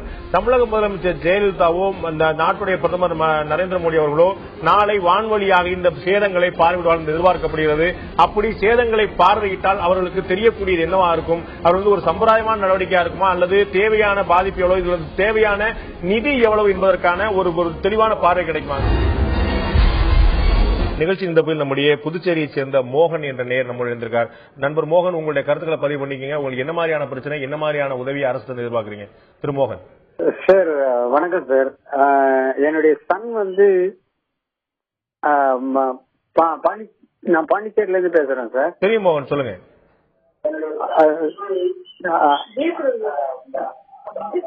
அவன் வந்து ஹேண்டிகேப்ட் பர்சன் சார். அவர் வந்து கேளப்பாக்கத்துல விஜயசாந்தி அபார்ட்மெண்ட்ல இருக்கார் சார். நாங்க ட்ரை பண்ண இங்கிருந்து பாண்டிச்சேரியில இருந்து அவனை போய் மீட்டுட்டு வரலான்னு. பட் நேற்று நைட்டு ட்ரை பண்ணும் போகவே முடியல. பஸ் 6 மணில இருந்து 9:30 வரைக்கும் எந்த பஸ்ஸும் போகலன்னு எங்களுக்கு ரிட்டர்ன் ஆயிட்டோம். KK நகர்ல இருந்து அவனுடைய சித்தி இருக்காங்க, என் ஒய்ஃபோட சிஸ்டர், அவங்களும் ட்ரை பண்ணாங்க, முடியல. அவன் மட்டும் தனியா இருக்கான் சார், 4th ஃப்ளோர்ல தனியா இருக்காங்க. அவனுடைய ஒய்ஃப், அதாவது என் மருமக வந்து ஊருக்கு போயிட்டாங்க, தனியா இருக்கான். அவன் இது ஆங்கில பர்சன், அவரே ட்ரை பண்ணி எது சாதம் வடிச்சு எது ட்ரை பண்ணிட்டு இருக்காரு. அவனை ரெஸ்கியூ பண்ணி KK நகர் எதுவும் கொண்டு போக முடியுமா அப்படின்றதுதான் சார். கேளம்பாக்கத்துல இருக்கிறார் இல்லையா? ஆமா சார், கேளம்பாக்கம் சார். அவரோட தொலைபேசி இணைப்புகள் இருக்கு இல்லையா? Tower sir, Vijayashanti tower sir. அவங்க மின் இணைப்பு இருக்குதா, அங்க தொலைபேசி இணைப்பு இருக்குதா அவர்கிட்ட? இருக்குது சார். அது மூலமா நிச்சயமா தொடர்பு கொள்ள சொல்லுங்க சார். சொல்லுங்க. இல்ல நம்முடைய தொலைக்காட்சியிலேயே தொடர்பு எண்கள் நம்ம போட்டு வரோம், தனித்தனியா தொலைபேசி இணைப்புலாம் போட்டு வரோம். கேளம்பாக்கத்துல நீங்க வந்து அது எப்படி தொடர்பு கொள்ளலாம் நீங்க பாருங்க. தயவுசெய்து நம்முடைய தொலைக்காட்சியில நீங்க பாத்தீங்கன்னா உங்களுக்கு தெரியும், அரசாங்கத்துடைய தொடர்பு எண்கள் எல்லாமே போடப்பட்டிருக்கு. உங்களுக்கு நிச்சயமா கேளம்பாக்கத்தில் இருக்கக்கூடிய உங்களை மகனை மீட்கிறதுக்கான நடவடிக்கை எடுக்கப்படும் நம்புறேன். நன்றி திரு மோகன், உங்களுடைய கருத்துக்களை எங்களோட பகிர்ந்து கொண்டதுக்கு. நான் திரு காமராஜோட தான் கேட்க விரும்புறேன். இந்த மீட்பு பணியில அவன் ஈடுபடும் போது இந்த பேரிடர் மேலாண்மை குழுவுடைய சவால் என்னவா இருக்கும் நீங்க நினைக்கிறீங்க? இந்த பிரச்சனையில நாளைக்கு அவர்கள் வந்து நம்முடைய ராணுவம் இங்க வருது, விமானப்படை இங்க வருது, கடற்படை இங்க வருது, ஹைதராபாத்ல இருந்து அனுப்பி வைக்கப்படுறாங்க எல்லாம் சொல்றாங்க. பட் இவர்கள் வந்தார்கள் என்றால் அவர்கள் எதிர்கொள்ளக்கூடிய சவால் என்னவா இருக்கும்னு நினைக்கிறீங்க? அவரோட வர்றதுனால நமக்கு எந்த பிரச்சனையும் இருக்காதுங்க. ஆனா ஒண்ணு சொல்ல விரும்புறேன், போன பீரியட்ல ஒரு வாரத்துக்கு முன்னால மீட் பண்ணி நடக்கும்போது நம்ம ஆட்கள் ரொம்ப நல்லா செஞ்சாங்க. அவங்களை வந்து பாராட்ட முடியாம இருக்காது, நல்லா பண்ணிருக்காங்க. இருந்தாலும் இந்த தடவை இன்னும் வரையில வந்து மீட்பு பண்ணி எடுக்கலன்னு சொல்லும்போது வருத்தமா தான் இருக்கு. இதுக்கு வந்து ஆர்மி எல்லாம் ரொம்ப ஃபாஸ்டா செய்ய முடியும். அவர்ஸ் 1 hour 2 hours அவங்க வந்து இறங்கும்படி செய்ய முடியும். அது பேரிடர் சொல்றது டிசாஸ்டர் மேனேஜ்மெண்ட் அதே மாதிரி செய்ய முடியும். அவங்களுக்கு நம்ம உங்களோட தொடர்பு நல்லா வச்சுக்க முடியும், செய்ய முடியும், அது மாதிரிலாம் பண்ண முடியும். அது சிறப்பாகவே பண்ண முடியும். இன்னும் வேகமாவே செஞ்சிருந்தா நல்லா இருக்கும்னு என்னோட கருத்து. செய்யும்போது நல்லா செய்யறாங்க. இது வேகமா செஞ்சிருந்தோம்னா இப்ப உணவு இல்லைன்றாங்க, சில இடங்கள்ல தண்ணீர் இல்லைன்றாங்க. இதெல்லாம் உடனே கொண்டு கொடுக்கலாமே, இதுல என்ன சிரமம்? பல வழியில் இருக்கு, பல வழியில் அவங்களால முடியும், நம்மளால முடியாதுன்னு முதவே சொல்லிட்டேன். அவங்களால முடியும். இதை வேகமா விரைந்து செய்தாங்கன்னா நல்லது. இல்லையா காலதாமதமான பல பாதிப்புகள் ஏற்படும். அரசாங்க தரப்புல செய்தி மக்கள் தொடர்பு துறையில் சொல்லக்கூடிய தகவல் வந்து என்ன, நாங்க வந்து ஹெலிகாப்டர் வழியா நாங்க உணவுப் பொருட்களை விநியோகம் பண்ணிட்டே இருக்கோம், தொடர்ந்து 3 நாட்களா பண்ணிட்டு இருக்கோம் சொல்றாங்க. அது எந்த அளவுக்கு மக்களை சென்று சேர்ந்திருக்கு அப்படிங்கிற ஒரு கேள்விதான் அது செய்யறாங்க. அது போதல, ஏன்னா இது வந்து நிறைய எல்லா இடத்துலயும் செய்ய வேண்டியதுனால இன்னும் அதிகமா செய்ய முடியும். நம்மகிட்ட ஆட்கள் இருக்காங்க, மிலிட்டரி இல்லையா, நம்ம ஏராளமா இருக்காங்க, நம்ம ஆட்கள் இருக்காங்க, செய்ய முடியும். பல பேர் இருக்காங்க. நம்ம ஆர்மி மட்டும் இல்ல, நேவி இருக்குது, எல்லாமே அவங்களால செய்யறாங்க. இல்லைன்னு நான் சொல்ல, இன்னும் கூட வேகமா ஆரம்பிச்சிருக்கலாம், இன்னும் சிறப்பா செய்யலாங்கிறது என்னோட கருத்து. நான் பேராசிரியர் சந்திரசேகர் இதே கேள்வி தான் முன்வைக்கிறேன். நாளைக்கு இந்த மீட்பு படையினர் வந்து முழு அளவில் செயல்படும் போது அவர்களுக்கு இருக்கக்கூடிய சவாலா நீங்க என்ன நினைக்கிறீங்க? தொடர்ந்து 3 நாட்களுக்கு மழை பெய்யும், அடுத்த 48 மணி நேரத்துக்கு இன்னும் கடுமையான மழை கூட இருக்கலாம் சொல்லும் போது அவர்கள் மீட்பு படையினர் எதிர்கொள்ளக்கூடிய சவால் என்ன? அவர்கள் கவனத்தில் கொள்ள வேண்டிய விஷயம் என்ன? அதாவது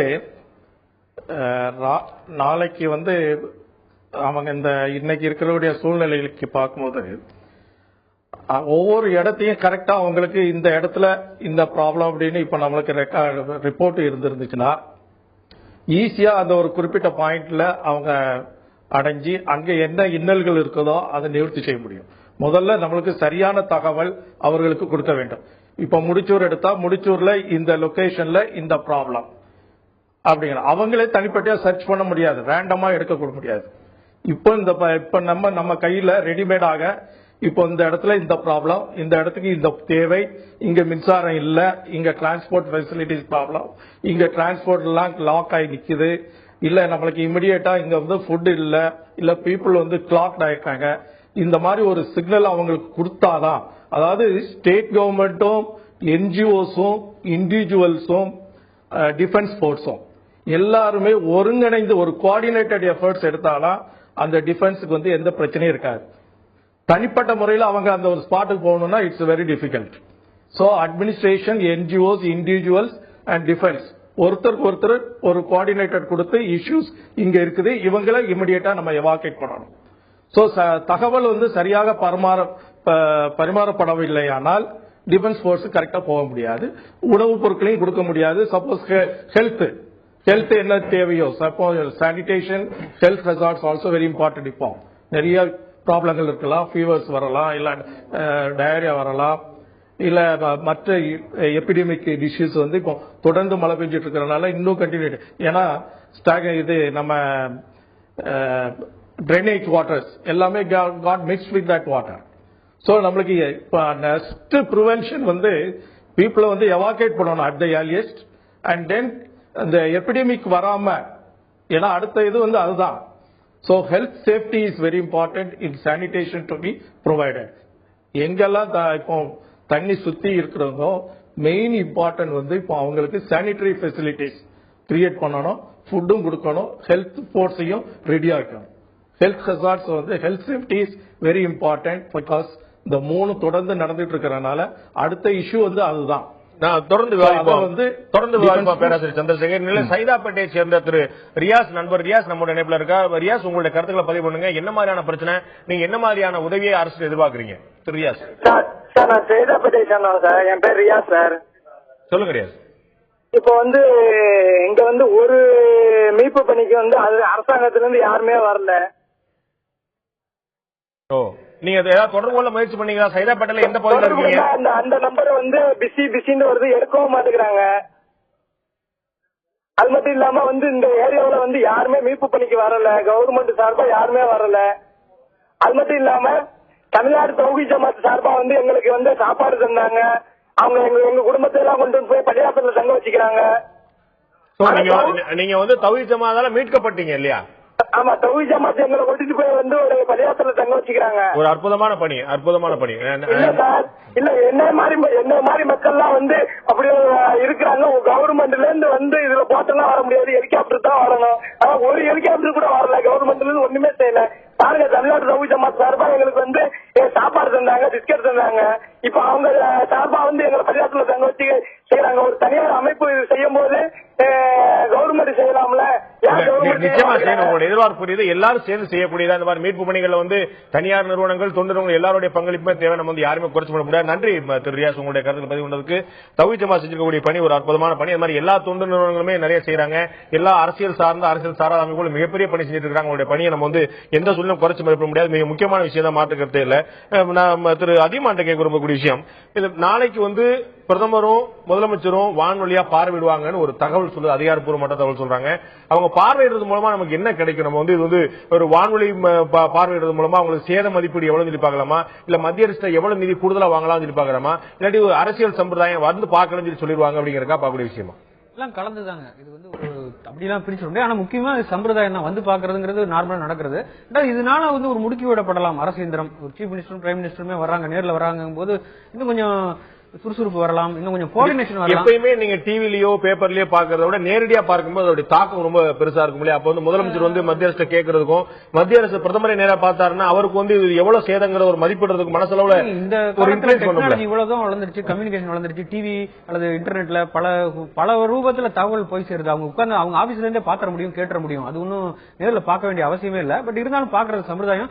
இந்த முன்னாடியே நான் சொன்ன மாதிரி இந்த கோஆர்டினேஷன் வந்து ஸ்டெப் அப் ஆகும். இப்ப சாரும் சொன்னாரு, இந்த 4 அமைப்புகளும் அரசு, என்ஜிஓக்கள், தனியார்கள் அண்ட் ஆர்மி அல்லது மிலிட்டரி, இவங்க 4 பேரோட கோஆர்டினேஷனுக்கு ஒரு நல்ல கண்ட்ரோல் ரூம், ஒரு நல்ல ஒரு state of the art control room, எந்த விதமான செல்போன்லாம் கட்டானா கூட அவங்களுக்கு வயர்லெஸ் மூலம் தகவல் சொல்ற மாதிரி ஒரு அமைப்பை ஏற்படுத்தி அல்லது இனிமேல் ஏற்படுத்தலாங்கிற ஒரு திட்டம் கூட உருவாகலாம். இந்த மாதிரியான அதெல்லாம் இருக்காது நம்ம நினைக்கணுமா? இல்ல, இந்த மாதிரி ஒரு வெள்ளம் வந்ததே இல்ல மெட்ராஸ்ல இது வரைக்கும். இல்ல, அந்த மாதிரியான ஒரு கண்ட்ரோல் ரூம் இருக்காது. எல்லாருக்கும் இணைப்பு கூடிய தெரியலீங்களா? இருந்திருந்தா இந்நேரம் இவர் சொல்ற மாதிரி ஆர்மி வந்து இவ்வளவு பேர் கண்டோன்மெண்ட்ல இங்க பல்லவாரத்துல இருந்து இந்த பக்கம் சென்ட் தாமஸ் மவுண்ட்ல இருந்து தாம்பரம் வரைக்கும் அவ்வளவு ஒரு 10,000 பேராவது இருப்பாங்க. ஆர்மிக்காரங்க, ஏர்போர்ஸ் காரங்க இருக்காங்க, நேவி இருக்காங்க. இந்த பக்கம் அவங்க எல்லாம் என்ன பண்ணிட்டு இருக்காங்க? அவங்களை ஏன் கூப்பிட்டு வரல, அல்லது அவங்களை ஏன் வந்து உபயோகப்படுத்திக்கல, அல்லது அவங்களோட பேசினாங்களா, பேச முடியலையா, ஒயர்லெஸ் இருக்கா, போன் இல்லையா, அல்லது அவர்களே கூட பாதிப்புக்குள்ளா இருக்கலாம் இல்லையா? இருக்கலாம். இருந்தாலும் அவங்க எல்லாம் இதுக்கெல்லாம் ட்ரைனிங் ஆயிருப்பாங்க. அவங்களுக்கு சின்ன சின்ன போட்ஸ் இருக்கும். இந்த கமாண்ட் ஆஃப் போர்ஸ்க்கு என்னென்னமோ ஆள் வெதர்ல எல்லாம் போய் பழகிறதுக்கு என்னென்னமோ பயிற்சிகள். இன்னைக்கு பிரதமர் தலைமையில் அவசர கூட்டம் நடந்திருக்கு. உள்துறை அமைச்சர் ராஜ்நாத் சிங் கலந்திருக்காரு, வெங்கையா நாயுடு கலந்திருக்காரு, அருண்ஜேட்லி கலந்திருக்காரு, எல்லாருமே பாத்துருக்காங்க. அவங்களுக்கு இந்த விஷயம் தெரியாதா? தலைமைச் செயலர் கூட ஒரு கூட்டத்தை கலந்திருக்காரு. இன்னைக்கு எப்படி எதிர்கொள்வது? தமிழ்நாடு அரசு தலைமைச் செயலர் கலந்திருக்காரு. இது வந்து அதெல்லாம் டைம் ஆகுதுங்க. இது வந்து இங்க ஸ்டேட் கவர்மெண்ட் வந்து ஒரு ஆர்மியோட லைசன்ஸ் பண்ணிட்டு இருக்காங்களா, பண்ண முடியுதா, அல்லது என்னென்ன பிரச்சனை இருக்கு, சட்ட ரீதியான பிரச்சனை இருக்கா, அல்லது இவங்களுக்கு முக்கியமா வந்து போன் லைன்ஸ் எல்லாமே கட் ஆயிருக்கு. ஒயர்லெஸ்ல இவங்க கிட்ட இருந்து ஒயர்லெஸ்ல அவங்க கிட்ட பேச முடிஞ்சதா அல்லது அந்த விஷயம் எப்படி இருக்கு, அந்த மெக்கானிசமே இருக்கானே தெரியல. இருந்திருந்தா இன்னும் இவ்வளவு பெரிய கண்டோன்மெண்ட் இருக்கு சென்னையில, இவ்வளவு நேவில வந்து இவ்வளவு ஒரு யார்டு இருக்கு, நேவல் ஷிப்ஸ் அந்த ஒரு இதே இருக்கு. அவங்களுக்கு வந்து ஸ்பெஷல் போட்ஸ் இருக்கலாம், ஹெலிகாப்டர் இருக்கலாம், அவங்களுக்கு இன்னும் பரிச்சயம் இருக்கும், கடல் ரீதியா வந்திருக்கலாம், ஆறுகள்ல நீர்வழியில அவங்க எப்படி ஹேண்டில் பண்றது அவங்களை உபயோகப்படுத்திக்கலாம். சரி, இதுக்கு இன்னும் முன்னாடி முன்னேற்பாடு இல்லைனாலும் இப்போது உடனடியா பண்ணலாம், ஏன் பண்ணலன்னு எனக்கு புரியல. ஏன் பண்ணல அப்படிங்கிற ஒரு கேள்வி எழுது. நான் இன்னும் ஆவடியை சேர்ந்த நண்பர் மகேஷ் நம்முடைய இணைப்பில் இருக்கிறார். திரு மகேஷ், உங்களுடைய கருத்தை பதிவு பண்ணிக்கங்க. என்ன மாதிரியான பிரச்சனை உங்களுக்கு இருக்கு, உங்க நண்பர்களுக்கும் உங்களுக்கும் இருக்குது, என்ன மாதிரியான முயற்சி எடுத்தீங்க, அரசு நீங்க என்ன எதிர்பார்க்கறீங்க? இல்ல, ஜஸ்ட் ஃபார் இன்ஃபர்மேஷன் சார். ஆக்சுவலா என்னுடைய அங்கிள் டாக்டர், ஆக்சுவலா இன்னைக்கு அவர் கிளினிக்ல இருக்காரு, நாளைக்கும் லீவ்ல தான் இருந்தாரு. சோ ஆவடி பக்கத்துல இருக்கிற ஏரியால திருவெந்தூர், நெமிலிச்சேரி, பட்டாபிராம் யாராச்சும் மெடிக்கல் ஹெல்ப் வேணும்னா they can contact me. I already informed in the Twitter also sir. ஆவடியில எந்த பகுதியில் இருக்கிறார் நீங்க சொல்லக்கூடிய மருத்துவர்? எந்த பகுதியில் இருக்கிறாரு? திருவெந்தூர், நெமிலிச்சேரி. நீங்க தான் அந்த மருத்துவரா, உங்களுடைய நண்பர் அந்த மருத்துவர்? என்னுடைய அங்கிள் ஆக்சுவலா பக்கத்துல தான் இருக்காரு அவரு. ஓகே, அவர் அணுகுறதுக்கான முயற்சி என்ன, அவர் அணுகுறதுக்கான எண்ணம் ஏதா இருக்குதா? இருக்குதுங்க. அது சொல்ல முடியுமா, ஷேர் பண்ணிக்க முடியுமா? 98408 98408 00169 00169. ஆமாங்க சார். இது வந்து உங்களுடைய நண்பர் டாக்டருடைய நம்பர். சோ அந்த ஆவடி, திருநெல்வேலி, திருமுல்லைவாயல் பகுதியில் இருக்கக்கூடிய நண்பர்கள் வந்து உங்களை தொடர்பு கொள்ளலாம். ரொம்ப நன்றி திரு மகேஷ், உங்களுடைய கருத்துக்களை பகிர்ந்து கொண்டதுக்காக. நான் திரு காமராஜ் கேட்கக்கூடிய ஒரு விஷயம், இந்த ஏரிகள்ல அதிகமான மழை பெய்யும் போது நேற்றே கூட நம்ம நிகழ்ச்சியில் பகிர்ந்துட்டாங்க, எவ்வளவு நீர் பிடிப்பு பகுதியிலிருந்து எவ்வளவு தண்ணீர் உள்ள ஏரிகளுக்கு வருது அப்படிங்கிற பார்த்துட்டு, நீ ஏரி நிரம்பிடாத அளவுக்கு நாங்க வந்து அதிகமான அளவு தண்ணியை திறந்து விட்டுருக்காங்க, 40,000 கன அடி அளவுக்கு தண்ணியை திறந்து விட்டு இருக்காங்க. சோ எவ்வளவு இன்ஃப்ளோ இருக்குங்கிற பார்த்துட்டு அந்த அளவுக்கு அவுட்ஃப்ளோ வந்து ஒரு திட்டமிட்டு பண்றாங்க. இது முடிவெடுக்கிற வந்து ஏரி நிரம்புற வரைக்கும் காத்துட்டு இருக்கணுமா, அல்லது ஏரி நிரம்பிடுச்சுன்னா பிரச்சனை ஆயிரும், நம்ம வந்து ஒருவேளை உடைப்பு மாதிரியான சேதாரங்கள் ஏற்படலாங்கனால முன்னாடியே இந்த தொடர்ந்து மழை பெய்யறதுனால அதிகமான அளவு தண்ணீர் திறந்து விடணுமா, எது சரியான யுக்தியா இருக்கும்? பொதுவாக தண்ணி வர்றது அளவு எக்ஸிக்யூட்டிவ் தெரியும், அவங்க பார்த்து முடிவெடுத்து செய்யும்போது வேகமா செயல்படுத்த முடியும். ஆனா இப்ப நிர்வாகத்துல மேலும் மேலும் போய் மந்திரி லெவல்ல போகணும் அப்படிங்கிற மாதிரி போகும்போது அது பிரச்சனைக்கு வருது. பொதுவாகவே முன்னெல்லாம் எக்ஸிக்யூட்டிவ் லெவல்ல எக்ஸிக்யூட்டிவ் அவர் பார்த்து முடிவு பண்ண முடியும், அப்படி பண்ணாதான் அது சரியா வரும். ஏன்னா இதுல இன்ஜினியரிங் ஒர்க் தான் கம்ப்ளீட்டா. அவங்களுக்கு எவ்வளவு தண்ணி வருது, எப்போ விடணும், எவ்வளவு தேக்க முடியுது அவங்களுக்கு தெளிவா தெரியும். அவங்க செய்தாங்கனாக்கா இன்னும் நல்லாவே நிர்வாகத்தை நல்லாவே பண்ண முடியும். அது அவங்களால செய்யத்தான் செய்யறாங்க, செய்யலன்னு சொல்ல முடியாது. அது வேற செய்யறதுக்கு இப்ப தாங்க, ஏன்னா இப்ப வந்து வகை அணையை திறக்க போறாங்கன்னாக்கா அது கலெக்டரும் மந்திரியும் போய் திறக்கணும்ன்ற அவசியமா எனக்கு தெரியல. இது எக்ஸிக்யூட்டிவ் லெவல்ல செய்ய வேண்டிய முடிவு, அவர் தான் செய்ய வேண்டியது. அவர் பார்த்து செஞ்சிருந்தானே எப்ப சாதாரண நாட்கள்ல அந்த மாதிரி அணை திறப்புக்கு வந்து அமைச்சர் போறது, கலெக்டர் போறது, அதுக்கு வந்து பூ தெளிச்சு தண்ணீர் வைக்கலாம், சாதாரண நடக்கக்கூடிய விஷயம். ஆனா இந்த மாதிரியான சந்தர்ப்பத்தில் அமைச்சருக்கா யாரு காத்திருக்கிற மாதிரி தெரியல, இது அதிகாரி மட்டத்தில் முடிவெடுக்கிறாங்களா? அது போக அதிகாரிகள் மட்டத்தில் மட்டுமே முழுமையான முடிவெடுத்தா இதோட கான்சிக்வன்சஸ் என்ன, இது எங்கெங்கெல்லாம் போகும், எவ்வளவு தண்ணீர் போகும், இந்த மாதிரி ஆபத்துகள் இருக்கா? இது வந்து ஒரு நிர்வாக தரப்புல நிர்வாக தலைமைக்கு இது தெரிய வேண்டாம் நினைக்கிறீங்களா? இன்ஜினியர்ஸ் மட்டுமே முடிவெடுக்கலாம் நினைக்கிறீங்களா? இல்ல, என்ஜினியர்ஸ் எல்லாம் முடிவெடுக்க முடியும், அவங்களால நல்லாவே முடிவெடுக்க முடியும். ஏன்னா எங்க போகுது என்ன போகுது அவங்களுக்கு எல்லாமே கம்ப்ளீட்டா தெரியும். எங்க போய் எவ்வளவு பாதிக்கும்ன்றது முன்னக்கூடி தெரியும், எவ்வளவு தண்ணி வரும்ன்றது தெரியும். அதனால அவங்க எடுக்கணும். இன்னும் கூட அட்வான்ஸ் டெக்னாலஜி தேவைப்படுது நமக்கு. அட்வான்ஸ் டெக்னாலஜி நம்ம இருக்கிறது போதாதுன்னு என்னுடைய கணக்கு. இன்னைக்கு இருக்கிற டெக்னாலஜி போதாது, அதுக்கு அட்வான்ஸ் டெக்னாலஜி ஃபாரின் கண்ட்ரில இருக்கு, அதை வந்து இம்போர்ட் பண்ண வேண்டிய அவங்க தரக்கு ரெடியா இருக்காங்க. அது மாதிரி இருந்ததுன்னா இன்னும் கூட அட்வான்ஸாவே நம்ம அசஸ் பண்ண முடியும், இவ்வளவு தண்ணி வரும், இந்த அளவுக்கு திறந்து வைக்கணும், இந்த அளவுக்கு பண்ண முடியும், இன்னும் கூட அட்வான்ஸா பண்ண முடியும். அது அவங்க லெவல்ல செய்தாலே போதும். இந்நிலையில கோட்டுப்புறத்தை சேர்ந்த நண்பர் திரு இளஞ்செழியன் நம்முடைய இணைப்புல இருக்கார். இளஞ்செழியன், உங்களுடைய கருத்துக்களை பதிவு பண்ணிக்கங்க. என்ன மாதிரியான பிரச்சனை, என்ன மாதிரியான எதிர்பார்ப்பு? திரு இளஞ்செழியன் கோட்டுப்புறத்துல இருந்து. ஐயா கேக்குதுங்களா? நல்லா கேக்குதுங்க, சொல்லுங்க. ஐயா, இப்ப நாங்க கோட்டுப்புறத்துல ஹவுசிங் போர்டு உங்களுக்கு தெரியும், ஹவுசிங் போர்டுனோட கிரவுண்ட் ஃப்ளோர்ல இருக்கேன் நானு. ஆமா, கிரவுண்ட் ஃப்ளோர்ல இருக்கிறேன் நானு. கிரவுண்ட் ஃப்ளோர் ஃபுல்லாவே முழுகி, ஃபர்ஸ்ட் ஃப்ளோரும் முழுகி, அதுக்கு மேல 2வது மாடிக்கும் தண்ணி போயிடுச்சுங்க. இப்போ நான் வந்து தியாகராஜர் இன்ஜினியரிங் காலேஜ் மதுரையில வந்து உதவி பேராசிரியராக இருக்கேன் கடற்கலை தொழில. என்னுடைய அரிய புத்தகங்கள், நான் வந்து கலை வரலாற்று ஆய்வாளர் நானு. என்னுடைய அரிய புத்தகங்கள், கிடைக்காத அரிய புத்தகங்கள் நம்ம தமிழக கட்டடக்கலை சார்ந்த, ஃபைன் ஆர்ட் சார்ந்த அரிய கட்டடக்கலை எல்லா நூல்களுமே போயிடுச்சு. அதை தவிர என்னுடைய பசங்க புத்தகங்கள் போயிடுச்சு. என்னுடைய உடைமைகள், என்னுடைய சிற்பங்கள், ஓவியங்கள் அனைத்துமே, ரொம்ப அரிய ஓவியங்கள், சிற்பங்கள் எல்லாமே போயிடுச்சு. என்ன பண்றதுன்னு தெரியல, எந்த ஒரு ஹெல்ப்புமே கிடைக்கலங்க இது வரைக்கும். என்ன பண்றதுன்னு தெரியாம ஒரு கையேறு நிலையில இருக்கிறோம். ஒரு பெரிய ஸ்டெப்ஸ் எதுவுமே எடுக்கிற மாதிரி தெரியல. Everything last sir. அந்த அளவுக்கு ஒரு மிகப்பெரிய ஒரு கையேறு நிலையில நாங்க இருக்கிறோம். என்ன பண்றதுன்னு தெரியல. நிச்சயமாக இளஞ்செழியன், உங்களுடைய உணர்வுகளை புரிந்து கொள்ள முடியுது. நம்ம வந்து மழைநீர் வடிய வரைக்கும் நாம் பொறுத்திருக்க வேண்டியிருக்கு. தொடர்ந்து மழை பெய்து கொண்டே இருக்கிறது. மீட்பு பணியில மிகப்பெரிய சிரமங்களை அரசு நிர்வாகத்துறை அனுபவித்துக் கொண்டிருக்கிறது. வேற வழியே இல்லாம இருக்கு. நம்ம வந்து உயிர் சேதங்கள் ஏற்படாமல் தடுப்பதுதான் பிரதான நோக்கமாக அரசு கொண்டிருக்கிறது. அதுதான் இயல்பான விஷயமும் கூட. இது மாதிரியான இழப்புகள் உங்களை மாதிரி உங்களோட அரிய தகவல் தொகுப்பு மட்டுமல்ல, நிறைய விஷயங்களுடைய வாழ்வாதாரங்களை, நிறைய குடும்பங்களுடைய வாழ்வாதாரங்களை விட பாதிப்புக்குள்ளா இருக்கு. இதெல்லாம் எதிர்கொள்ளத்தான் வேண்டியிருக்குது. நிச்சயமாக அரசு வந்து கவனத்தில் எடுத்து கோட்டுப்புறத்தில் உங்களுடைய பிரச்சனையை தீர்ப்பதற்கான முன்னெடுக்கை உடனடியாக எடுக்கும் என்று எதிர்பார்ப்போம். நான் பேராசிரியர் சந்திரசேகரத்தை கேட்க விரும்புறேன். இந்த ஒட்டுமொத்தமான பிரச்சனை நம்ம பார்க்கும்போது மழைநீர் 3 நாட்கள் தொடர்ந்து பெய்யும் சொல்லி சொல்றாங்க. கடுமையான மழை இருக்கும் சொல்லி சொல்றாங்க. 2 நாட்கள் கடுமையா இருக்கும், 3 நாட்கள் ஒட்டுமொத்தம் 72 மணி நேரத்துக்கு மழை இருக்கும் சொல்லி சொல்றாங்க. இந்த மழை வந்து வடிவதற்கு எத்தனை நாள்? மழை நின்றுச்சுன்னு வச்சுக்கோங்க, ஒருவேளை பேச்சுக்கு நம்ம நாளைக்கு மழை நின்றுது அப்படின்னா வடிவதற்கு எவ்வளவு? இன்னைக்கு காலையில ஒரு விடிகாலையில் 5-6 மணில இருந்து ஒரு பகல்ல 1 மணி 2 மணி வரைக்கும் மழை இல்ல. அதற்கு பிறகுதான் மழை இருந்தது. சோ இந்த காலையில 5 மணில இருந்து 1 மணி வரைக்கும் பெய்யாதனால மழைநீர் கூடுதலா வடிஞ்சிருக்குமா? அப்ப பாக்குறதுக்கு அப்படி தெரியல, அப்படியே தேங்கி நிக்கிற மாதிரி தெரியுது. சோ இந்த வடிவதற்கு எவ்வளவு நாள் ஆகும் மழை நின்று விட்டால் கூட? அதாவது இப்போ உடனே வடியுமா அப்படிங்கிறது வந்து திரு சந்திரசேகர் தொடருங்க.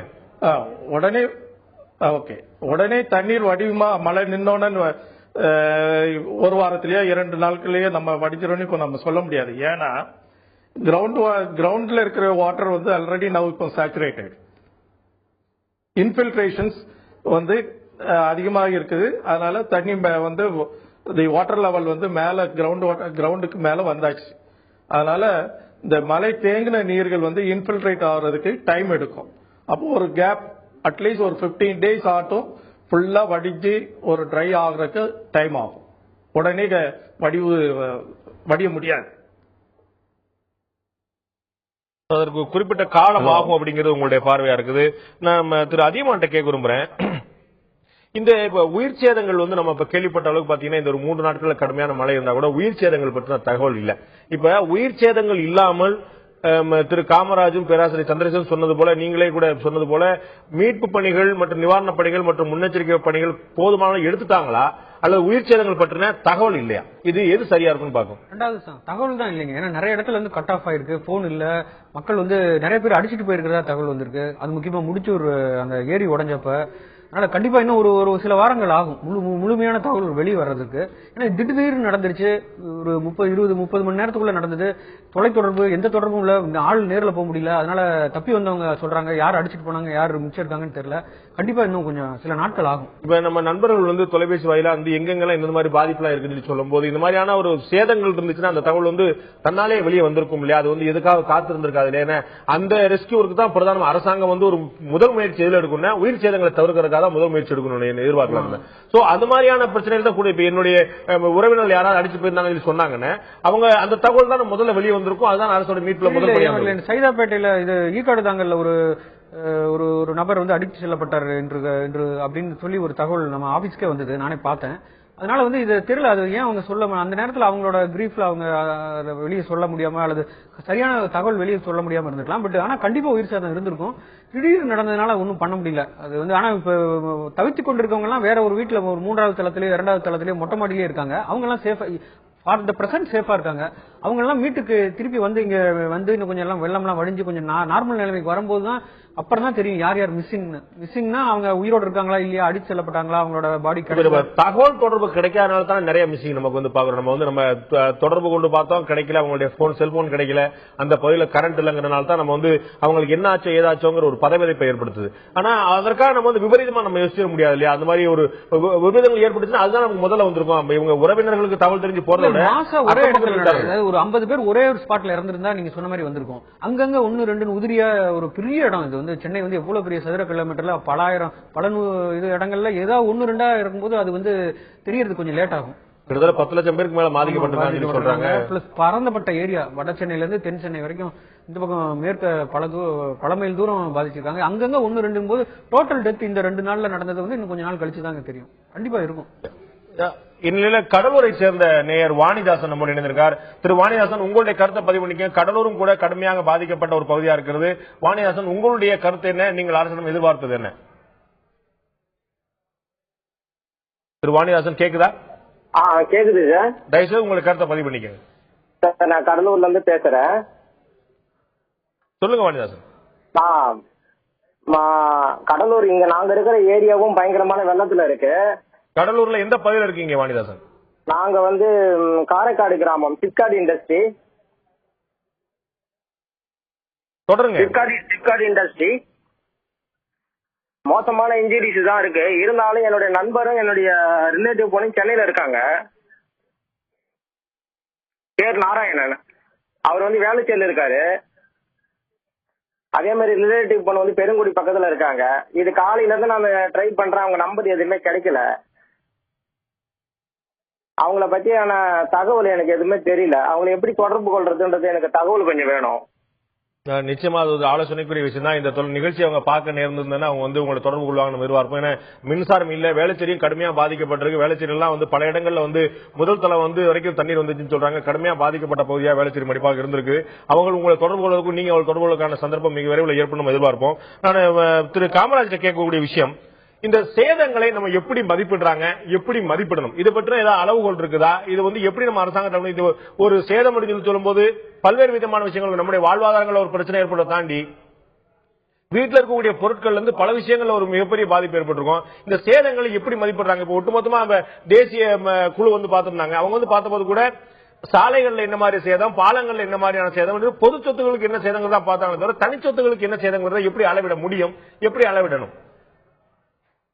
உதவி கொடுக்கும் போதுங்க ஒரு நிதானமா தான் கொடுக்க முடியும். தனிப்பட்ட முறையில் எல்லாத்தையும் கொடுக்க முடியாது. ஒரு நிதானமா ஒரு அசஸ் பண்ண முடியும், முடிஞ்சு கொடுத்துறாங்க. இது போக இப்ப வந்து என்ன ஒண்ணு, இப்ப முடிஞ்ச உடனே என்னன்னா அசஸ் பண்ணும்போது வீடுகள் எவ்வளவு இழந்திருக்குது, எவ்வளவு உயிர் சேதமா இருக்குது, எவ்வளவு பொருட்சேதமா இருக்கு, எவ்வளவு என்னென்ன சேதங்கிறது அளவிட்டு கரெக்டா அளவிட்டு எடுத்து கொடுக்க முடியும். கட்டாயமா அவங்களால கொடுக்க முடியும். அதுல ஒன்றும் சிரமம் கிடையாது. ஆனா இன்னைக்கு வந்து முடியாது. ஏன்னு கேட்டீங்கன்னா தொடர்பு இல்லை. அது சொன்ன மாதிரி தொடர்பு கிடையாது. நானே இன்னைக்கு சென்னைக்கு பல பேருக்கு முயற்சி பண்ணேன். யாருக்குமே கிடைக்க மாட்டேன், போன் கிடைக்க மாட்டேன். இருந்தா கூட அவங்க செல்போன் வந்து சார்ஜ் இல்லாம இருக்கலாம். அவங்க இருந்தா சேவ் பண்ண நினைப்பாங்க. 2 நாளைக்கு தண்ணி பேச வேண்டியிருக்குமே இந்த நிர்பந்தத்தில் வச்சுட்டு இருப்பாங்க. ஆனா தொடர்பு கிடையாது. தொடர்பு இல்லாத அசஸ்மெண்ட் நம்ம கரெக்டாவே பண்ண முடியாது. நண்பர் சொன்ன மாதிரி எங்க எத்தனை உயிர் சேதம்ன்றதே கணக்கெடுக்க முடியல. இன்னும் சரியான தொடர்பு இல்லாதனால அந்த பிரச்சனை வருது. பட் அசஸ்மெண்ட் கரெக்டா எடுக்க முடியும். எவ்வளவு சேதாரம் கரெக்டா எடுத்துட முடியும். எடுப்பாங்க, கரெக்டா எடுப்பாங்க. அது கொஞ்சம் டைம் ஆகும். முதல் வந்து அப்ராக்சிமேட்டா எடுக்க முடியும், பின்னாடி கரெக்டா எடுக்க முடியும். எல்லா சேதமும் சரியானதை எடுக்க முடியும். பேராசிரியர் சந்திரசேகர் இதே கேள்விதான் வைக்கிறேன். தனிநபர்களுடைய சேதாரங்கள் எந்த அளவு இருக்கிறது அப்படிங்கறத எப்படி அரசாங்கம் தீர்மானிக்க முடியும்? அது வந்து ஏதாவது வழிமுறை இருக்குதா? உங்கள்ட்ட ஏதாவது அறிவுரை இருக்குதா? அதாவது தனி மனிதர்களுடைய சேதாரம் வந்து இப்போ ஆசைக்கு உடனே சார் சொன்னபடி இமிடியேட்டா அதை எடுக்க முடியாது. இப்போ வந்து லார்ஜ் ஸ்கேல் அசஸ்மெண்ட் தான் பண்ண முடியும். அப்போ எல்லாம் முடிஞ்சு ஒரு லெவல்ல போஸ்ட் ப்ராசஸிங்ல தான் நம்ம வரும்போது ஒவ்வொரு இண்டிவிஜுவல்ஸும் அவங்க வந்து எனக்கு வீடு போயிருக்குது, இல்லைன்னா என்னுடைய உடைமைகள் இவ்வளவு டேமேஜ் ஆயிருக்குது, இல்லைன்னா எங்க இதுல இவ்வளவு உயிர் பலிகள் இருக்கு அப்படின்னு ஒவ்வொருத்தரும் இண்டிவிஜுவலா வந்து நம்ம வந்து டிஸ்ட்ரிக்ட் லெவல் பிளானிங் அத்தாரிட்டிஸ் சொல்லும் போதுதான் அதை செய்ய முடியும். அப்போ அந்த ஏரியா வைஸ் ஒரு பர்டிகுலர் ஏரியா கிரிட் வைஸ் வந்து நம்ம சயின்டிபிக்கா எவாலுவேட் பண்ண முடியும். அது based on the individual feedback. But ஓவராலா இன்னைக்கு அசஸ் பண்ணும்போது தனிப்பட்ட விடையில இண்டிவிஜுவலா தொடர்பு கொண்டு நம்ம வந்து டேமேஜஸ் அசஸ் பண்ண முடியாது.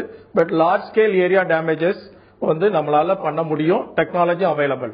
ஈவன் வித் சேட்டலைட் டேட்டா, நம்ம with high resolution data, infrastructure damages வந்து வெரி கிளியரா நம்மளால ப்ராசஸ் பண்ண முடியும். அதான் உள்கட்டமைப்பு சார்ந்த விஷயங்கள்ல கண்டுபிடிக்கிறது பெரிய சிரமமான காரியம் இல்ல, அரசுக்கு நிச்சயமா தெரியும். பட் தனி மனித சேதாரத்தை எப்படி கண்டுபிடிக்கிறது தான் பெரிய கேள்வியா இருக்குது. இன்னையில வந்து பெரம்பூரை சேர்ந்த சக்தி நம்முடைய இணைப்பில் இருக்காங்க. சக்தி, உங்களுடைய கருத்தை பதிவு பண்ணிக்கங்க. என்ன மாதிரியான பாதிப்புக்குள்ளா இருக்கீங்க நீங்களோ உங்க நண்பர்களோ, என்ன எதிர்பார்க்கிறீங்க? சக்தி.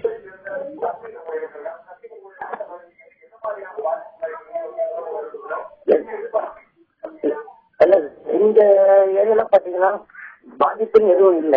இது என்னோட ஒரு தாழ்மையான ரெக்வஸ்ட் என்னன்னா, அரசியல் கட்சிங்க இதை பெரிய அரசியல் ஆக்குறாங்க. தயவு செய்து இப்ப அந்த மாதிரி வேண்டாம். ஏன்னா இப்ப ஒரு மக்களும் தன் உயிரை கையில குடிச்சுக்கின்னு நம்ம உயிர் வாழ்வோமான்ற ஒரு நிலையில இருக்கா. இப்ப ஜஸ்ட் ஒரு 1.5 முன்னாடி நான் கண்டினியூ பார்க்கும்போது பெரிய பெரிய அரசியல் தலைவர்களா இதை ஒரு அரசியல் ஆக்குறாங்க. நன்றி திரு சக்தி, நன்றி சக்தி. நிச்சயமாக அது மாதிரி அரசியல் ஆக்க மாட்டாங்க. நம்முடைய அரசியல்வாதிகள் அந்த மாதிரியான மனநிலை இருக்க மாட்டாங்க நான் எதிர்பார்க்கிறேன். நிச்சயமா உங்களுடைய கருத்தை நம்ம புரிந்து கொள்ளக்கூடிய விஷயம் தான். திரு அதிகமான் கேட்கக்கூடிய ஒரு விஷயம், இந்த தொண்டு நிறுவனங்கள் மிகப்பெரிய அளவுல கடுமையான பணியை மேற்கொண்டு இருக்காங்க. அவங்க ஒரு எக்ஸ்ட்ராடனரி ஒர்க் பண்ணிட்டு இருக்காங்க, எந்த ஒரு உதவியுமே இல்லாம. அந்த தொண்டு நிறுவனங்களுக்கு அரசாங்கம் என்ன மாதிரியான ஹெல்ப் பண்ண முடியும்? ஏன்னா அரசாங்கத்துடைய ஒரு 6வது விரலா தான் இவங்க எல்லா உதவியும் செஞ்சுட்டு இருக்காங்க. அப்ப இவர்களுக்கு அரசாங்கம் என்ன செய்யணும்னு எதிர்பார்க்கறீங்க? எதுவும் செய்ய முடியாது. பட் ஆனா தொண்டு நிறுவனங்களை இந்த கொஞ்சம் வருடங்களா முக்கியமா இந்த சுற்றுச்சூழல் சார்ந்து இயங்குறவங்க எல்லாம் நசுக்குறாங்கன்னு ஒரு கருத்து இருக்கு. கிரீன் பீஸ் உதாரணத்துக்கு அதுக்கு வேற காரணங்கள் சொன்னாங்கல்ல, எதனா அதுவும் தொண்டு நிறுவனம் தான், அது கீழே தான் வருது. அல்லது இன்னும் நிறைய பேரை சந்தேக கண்ணோட பாக்குறது, அந்த மாதிரியான விஷயங்கள், அல்லது மனித உரிமை சார்ந்து இயங்குறாங்க நிறைய பேர். அவங்களோட போலீஸ்க்கு அவங்களுக்கு இருக்கிற முரண்பாடுகள், இந்த விஷயங்கள் இன்னும் கொஞ்சம் வளர்ந்த நாடுகளை போல, இன்னும் கொஞ்சம் தாராளவாத லிபரல் ஜனநாயக நாடுகளை போல இன்னும் கொஞ்சம் சரியாக அரசு நடந்துகிட்டாவே போதும். மற்றபடி கோஆர்டினேஷன் தான், வேற ஒண்ணும் இல்ல. அவங்க தனிப்பட்ட முறையில் இயங்குறாங்க, அரசும் அவங்களோட சேர்ந்து இயங்குறது, அதுவும் நடந்துட்டு இருக்குன்னு நினைக்கிறேன். திரு பேராசிரியர் சந்திரசேகர் குறிப்பிட்டது போல, நாளைக்கு மீட்பு படையினர் ஒட்டுமொத்தமா முழுவீச்சில் செயல்பட்டா கூட தேசிய அளவில் வரக்கூடியவங்க, அவங்க எங்க போகணும், யாரை மீட்கணும், எவ்வளவு ஆட்கள் இருக்கிறாங்க அப்படிங்கிற பத்தின டேட்டாஸ் தரவுகள் போக்கஸ் தான் இவங்க கொடுத்தாதானே அவங்க மீட்பு பணியை சுலபமா பண்ண முடியும். எங்க யார் எவ்வளவு இருக்கிறாங்கன்னே தெரியாது அப்படின்னு சொன்னா அவங்களால மீட்பு பணி எப்படி மேற்கொள்ள முடியல? மீட்பு பணிக்கு முன்னாடி தேடுதல் பணியை முதல்ல மேற்கொள்ள வேண்டியிருக்கும். அதுக்கு பிறகுதான் எங்க இருக்காங்க. அதே மாதிரி இந்த தொண்டு நிறுவனங்களுக்கு இங்க பிரச்சனை இருக்கு, நீங்க இந்த ஏரியா இருக்கீங்கன்னா அவங்களுக்கு ஏதாவது ஒரு கோஆர்டினேஷன் இருந்துச்சுன்னா சுலபமா இருக்கும் இல்லையா? நீங்க ஆவடியில இருக்கீங்களா, நீங்க தென்சென்னையில இருக்கீங்களா, நீங்க வடசென்னையில இருக்கீங்கன்னு சொல்லி கேட்கலாம் இல்லையா? கண்டிப்பாங்க. இதுக்கு தான் நான் முன்னாடியே சொன்ன மாதிரி அந்த control room, master control room மாதிரி ஒரு கான்செப்டை ரெடி பண்ணி அது எந்த அளவுக்கு மேலை நாடுகளில் பண்றாங்கன்னு நினைக்கிறேன். இங்க அந்த பண்ணலாம். அட்லீஸ்ட் இந்த தடவை பாடம் கத்துக்கிட்டு ஒரு திடீர்னு இந்த மாதிரி ஒரு நிகழ்ச்சி வந்தா உடனே அதை ஆக்டிவேட் பண்ற மாதிரி ஒரு மெக்கானிசம், அது யார் ஆட்சியில இருந்தாலும் இல்லைனாலும் கவர்னர் ஆட்சியே நடந்தாலும் ஒரு பேச்சுக்கு சொல்றேன், அது பாட்டுக்கு செல்ஃபா ஆக்டிவேட் பண்ற மாதிரி ஒரு மெக்கானிசத்தை உருவாக்கிக்கிறது நல்லது. அது பத்தி சிந்திப்பாங்கன்னு நம்புறேன். அம்பத்தூரை சேர்ந்த நண்பர் பிரேம்நாத் நம்முடைய இணைப்பில் இருக்கார். பிரேம்நாத், உங்களுடைய கருத்தை பதிவு பண்ணிக்கங்க. என்ன மாதிரியான பிரச்சனை, என்ன மாதிரியான எதிர்பார்ப்பு? சார் வணக்கம் சார், என் பேர் பிரேம்நாத், அம்பத்தூரை சேர்ந்து கால் பண்றேன் சார். சொல்லுங்க சார். இப்போ எமர்ஜென்சி டக்குனு சொல்றேன், எல்லாத்தையும் கேட்டுங்க. எமர்ஜென்சி போது பக்கத்து தான் ஓடிடணும் வரணும்.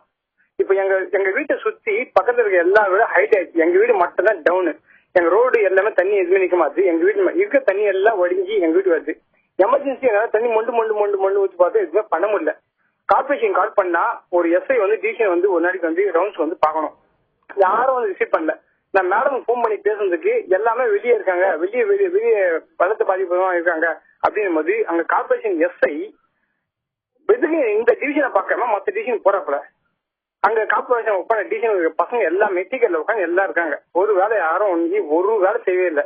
இன்னைக்கு நாங்க ரொம்ப தாழ்த்தி ரொம்ப கஷ்டப்பட்டு உட்காந்துட்டாங்க. இன்னைக்கு முக்கியமான பேப்பர் பீரோட கீழே எல்லா பேப்பரும் மாட்டிக்கிச்சு. இன்னைக்கு இப்போ கார்பரேஷன் எந்த ஒரு ஒர்க்கும் எந்த ஒரு உதவியும் எதுவுமே பண்ணவே இல்லை. உங்களுடைய தகவலுக்கு நன்றி திரு பிரேம்நாத். இந்த தகவலை பகிர்ந்து கொள்ளக்கூடிய மாநகராட்சி அதிகாரிகள் உடனடியாக உங்களை மீட்பு பணிக்கு உங்களுடைய வீட்டில் இருக்கக்கூடிய பாதிப்பை தவிர்க்கிறதுக்கான முயற்சிகள் எடுப்பாங்க நம்ம எதிர்பார்ப்போம். நிச்சயமா அதை பார்த்த பிறகு அந்த நடவடிக்கைகள் விரைவுபடுத்தப்படும் எதிர்பார்க்கிறேன். நான் திரு காமராஜ் இந்த விஷயம் பற்றிய, இந்த பிரச்சனை பற்றிய, இந்த எதிர்கொள் விதம் பற்றிய இறுதியான சுருக்கமான கருத்தை தெரிஞ்சுக்க ஒரு முறை திரு காமராஜ். இப்ப ஏராளமான சேதம், இந்த சேதத்துக்கு நம்ம உடனடியாக செய்யக்கூடியதை நம்ம உடனடியாக பார்க்கணும். லாங் ரேஞ்ச் பாலிசி அப்படி எடுத்துக்கலாம்.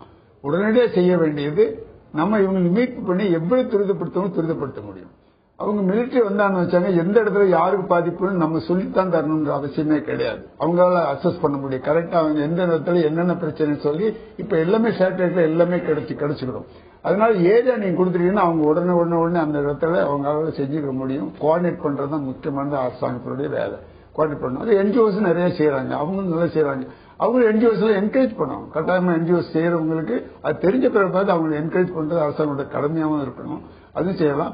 ஆக பாதிப்பு இப்ப ஆயிடுச்சு, இப்ப உடனடியே செய்ய வேண்டியது இவங்களை மீட்பு பணி விரைவாக செயல்படுத்தணும். அதோட லாங் ரேஞ்ச் பாலிசி கட்டாயம் வேணும். அது இல்லைன்னு சொன்னா இன்னைக்கு தண்ணியால பிரச்சனை, ஏராளமான தண்ணி, நாளைக்கு தண்ணி இல்லாம பிரச்சனை, இரண்டு வருது. ஆக அந்த லாங் ரேஞ்ச் பாலிசி உடனடியாக எடுத்துக்கணும்ன்றத என்னுடைய கருத்து. அது விரைவாக எடுத்துக்கணும், தாமதம் பண்ண வேண்டிய தாமதம் பண்ண வேண்டியது. பேராசிரியர் சந்திரசேகர், உங்களுடைய சுருக்கமான இறுதியான கருத்துக்களை பதிவு பண்ணி. அதாவது இன்னைக்கு நம்ம வந்து சென்னை ஃபிளட்ங்கிறது ஒரு நம்மளுக்கு ஒரு லெசன். நம்ம பிற்காலத்துல இனிமே எப்படி இந்த மாதிரி ஒரு நிலைமை வந்தா எப்படி சமாளிக்க வேண்டும்ங்கிறதுக்கு ஒரு பாடமாக நம்மளுக்கு இந்த ஃபிளட் வந்து கற்றுக் கொடுத்துருக்குது. அதனால நம்ம இப்ப இமிடியேட்டா நம்ம என்ன பண்ணணும்னா டிசாஸ்டர் மேனேஜ்மெண்ட் பிளான தரவா ஒவ்வொரு மாவட்ட லெவல்லையும் பஞ்சாயத்து லெவல்லையும் அதை இம்ப்ளிமெண்ட் பண்ண வேண்டும். சார் சொன்னபடி லாங் டர்ம் ஸ்கேலுக்கு போல இமிடியேட்டா இன்னைக்கு நம்ம என்ன செய்ய வேண்டும், அவங்களுக்கு வந்து ஒரு ப்ராப்பர் ஷெல்டர் பிளேஸ இமிடியேட்டா நம்ம கிரியேட் பண்ணணும். அந்த கிளைம்ஸ் வந்து பர்டிகுலரா ரீச் ஆகிறதுக்கு முறையாக ஒரு ப்ராசஸிங் கண்ட்ரோல் வந்து இருக்கணும். தென் அவங்களுக்கு வந்து இந்த எஜுகேஷன் ட்ரைனிங் அண்ட் அவேர்னஸ், இந்த மாதிரி ஒரு டிசாஸ்டர் வரும்போது அது சைக்ளோனா இருக்கலாம், பிளட்டா இருக்கலாம், எர்த்குவேக்கா இருக்கலாம், இல்லைன்னா மேன்மேட் டிசாஸ்டரா இருக்கலாம், எதுனாலும் ஒரு எஜுகேஷன் அண்ட் ட்ரைனிங் அவேர்னஸ் வந்து இனிமே அதிகமாக கவர்மெண்ட் வந்து ஒரு முழு மிஷினரிஸ் மெக்கானிசத்தை உருவாக்கணும். எல்லாத்துக்கும் ஒரு training and education public awareness very very important.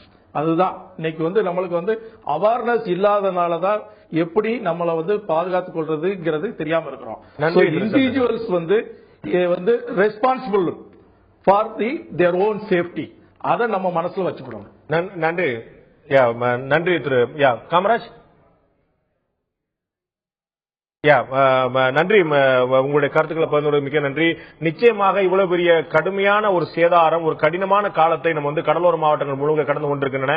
இந்த நேரத்தில் அரசாங்கத்துக்கு கடுமையான கடமை இருக்கிறது, மிகப்பெரிய பொறுப்புகள் மாற்றுக்கிறதுல மக்களிடம் கேட்டுக்கொள்வதெல்லாம் அரசாங்கம் தன்னுடைய கடமை செய்யும். கடமை செய்வதில் சில சுணக்கங்கள் நிச்சயமாக இருக்கலாம், மறுப்பதற்கில்லை. எல்லாத்தையும் செம்மையாக செய்துவிடும் என்று எதிர்பார்ப்பதற்கில்லை. சில சிக்கல்கள், தர்ம சங்கடங்கள் இந்த ஒரு கலாமிட்டி, இந்த ஒரு பேரிடர் நேரத்தில் நிச்சயமாக இருக்கவே செய்யும், சில குறைபாடுகள் இருக்கவே செய்யும். அதை கொஞ்சம் பொறுமை காத்து மக்கள் இருக்க வேண்டிய காலம் இது. இந்த இடத்துல மிக முக்கியமான விஷயம் பொறுமை மட்டும்தான். உங்களை நீங்கள் பத்திரமாக பார்த்துக் கொள்ளுங்கள் என்பதுதான் என்னுடைய தனிப்பட்ட வேண்டுகோள். நீங்கள் பத்திரமாக இருந்தால் நாம் இழந்தது எதுவாக இருந்தாலும் மீட்டு விடலாம். உங்களுடைய பத்திரத்துக்கு, உங்களுடைய ஜாக்கிரதைக்கு ஏதாவது குறைபாடு ஏற்படுமானால் அது ஈடு செய்ய முடியாத இழப்பாகிவிடும். நீங்கள் பத்திரமாக இருப்பீர்களானால் எதை இழந்தாலும் நம்மால் மீட்டுவிட முடியும். உங்களுடைய உழைப்பு, உங்களுடைய திறமை, இறைவனுடைய கருணை, அரசாங்கத்துடைய ஒத்துழைப்பு அத்தனையுமே உங்களை தேடி வரும். இழந்த இதுவே மீட்டுவிடலாம்.